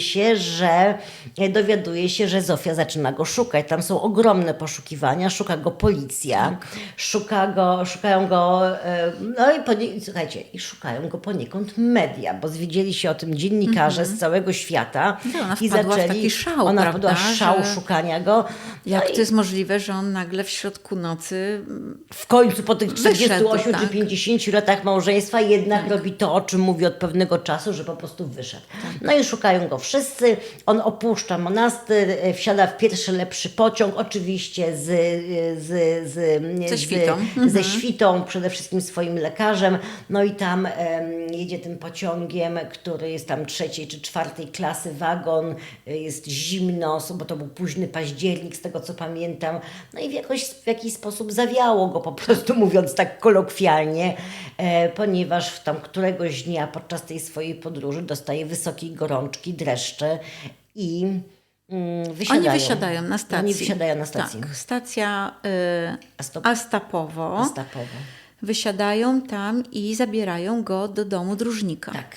No i on tam po prostu... Po kilku dniach, on tam jest przez kilka dni, ale w międzyczasie trzeba powiedzieć, że na tej stacji Pół Rosji zjawili się chyba wszyscy. zjechało. Zjechało się pół Rosji, zjechali się jego uczniowie, zjechali się wyznawcy tołstoizmu, zjechali się dziennikarze z całej Europy, którzy nadawali praktycznie, no można powiedzieć, że to była wielka medialna Transmisja na żywo po transmisja na prostu. żywo agonii wielkiego filozofa.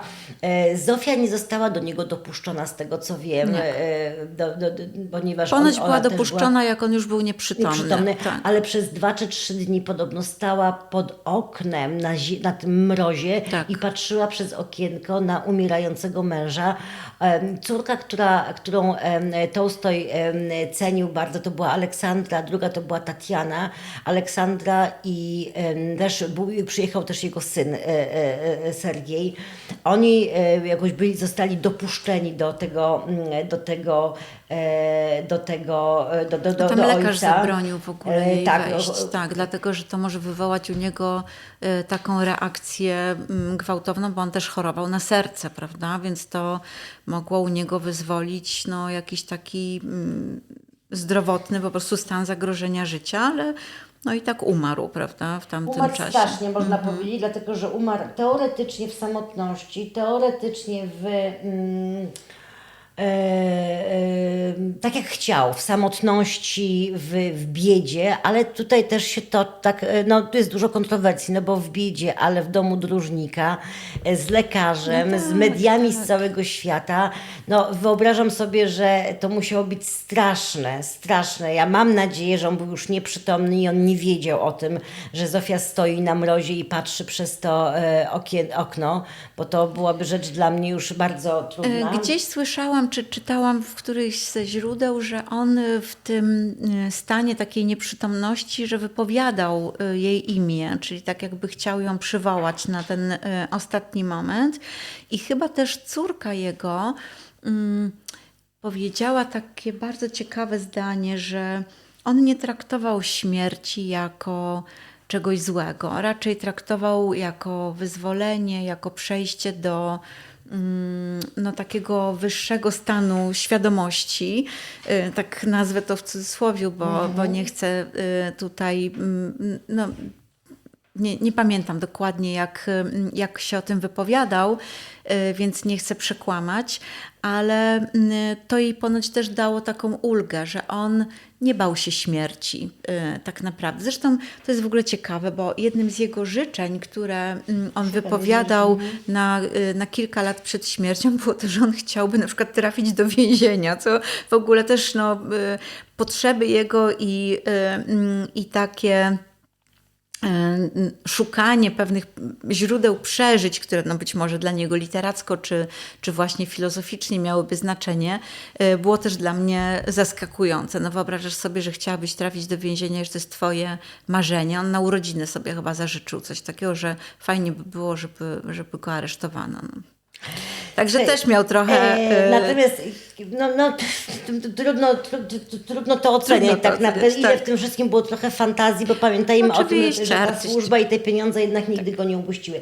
Natomiast ja jeszcze tak wrócę do jego śmierci. W momencie, gdy on już leżał tam w tym domu dłużnika i zwalił się tak naprawdę cały ten świat mu na głowę, to również bardzo mocno ruszyły dzieci i pisały do niego listy. I niezwykle wzruszający napisał do niego listy Andrzej, napisał Lew, jeden z synów, ale niezwykle wzruszający był list jego syna Sergiusza. Posłuchajcie Państwo, co napisał ojciec, a potem za chwilę Państwu przeczytam, co napisała w swoich pamiętnikach Zofia. Drogi papo, piszę dlatego, że chyba byłoby Ci przyjemnie znać naszą, czyli dzieci, opinię. Myślę, że mama jest nerwowo chora i pod wieloma względami niepoczytalna. Że musieliście się rozstać, być może już od dawna. Jakkolwiek by to było ciężkie dla obojga. Myślę też, że gdyby nawet z mamą coś się stało, czego się nie spodziewam, to Ty o nic sobie wyrzutów czynić nie powinieneś. Sytuacja była bez wyjścia i myślę, że wybrałeś właściwą drogę. Wybacz, że piszę tak otwarcie Siriorza.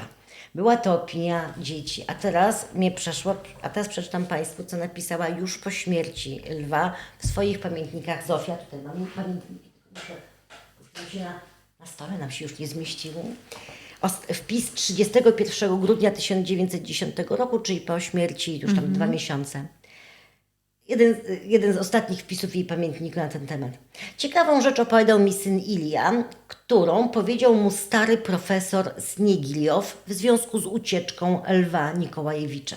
Jest taka postać zapalenia płuc, przy której na samym początku powstaje nienormalne podniecenie mózgu.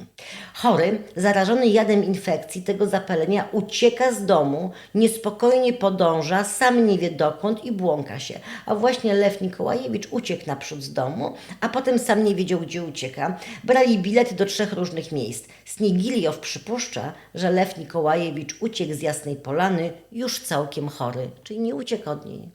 Uciekł dlatego, że zachorował. No każdy szuka wytłumaczeń, które mu przyniosą ulgę i ukojenie, ale przy prawda? tym liście Sergieja do niej, który tłumaczy ta jej opowieść, no każdy się wybiela. Tak, ale też no właśnie szuka tej wersji, która mu może przynieść pomóc, ukojenie w jakiś sposób.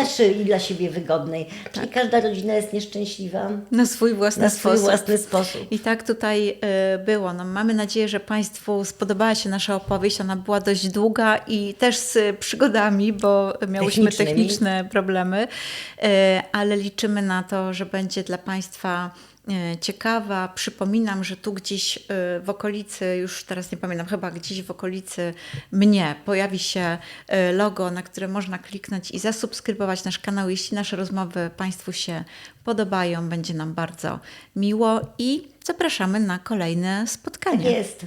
Dziękujemy. Do widzenia.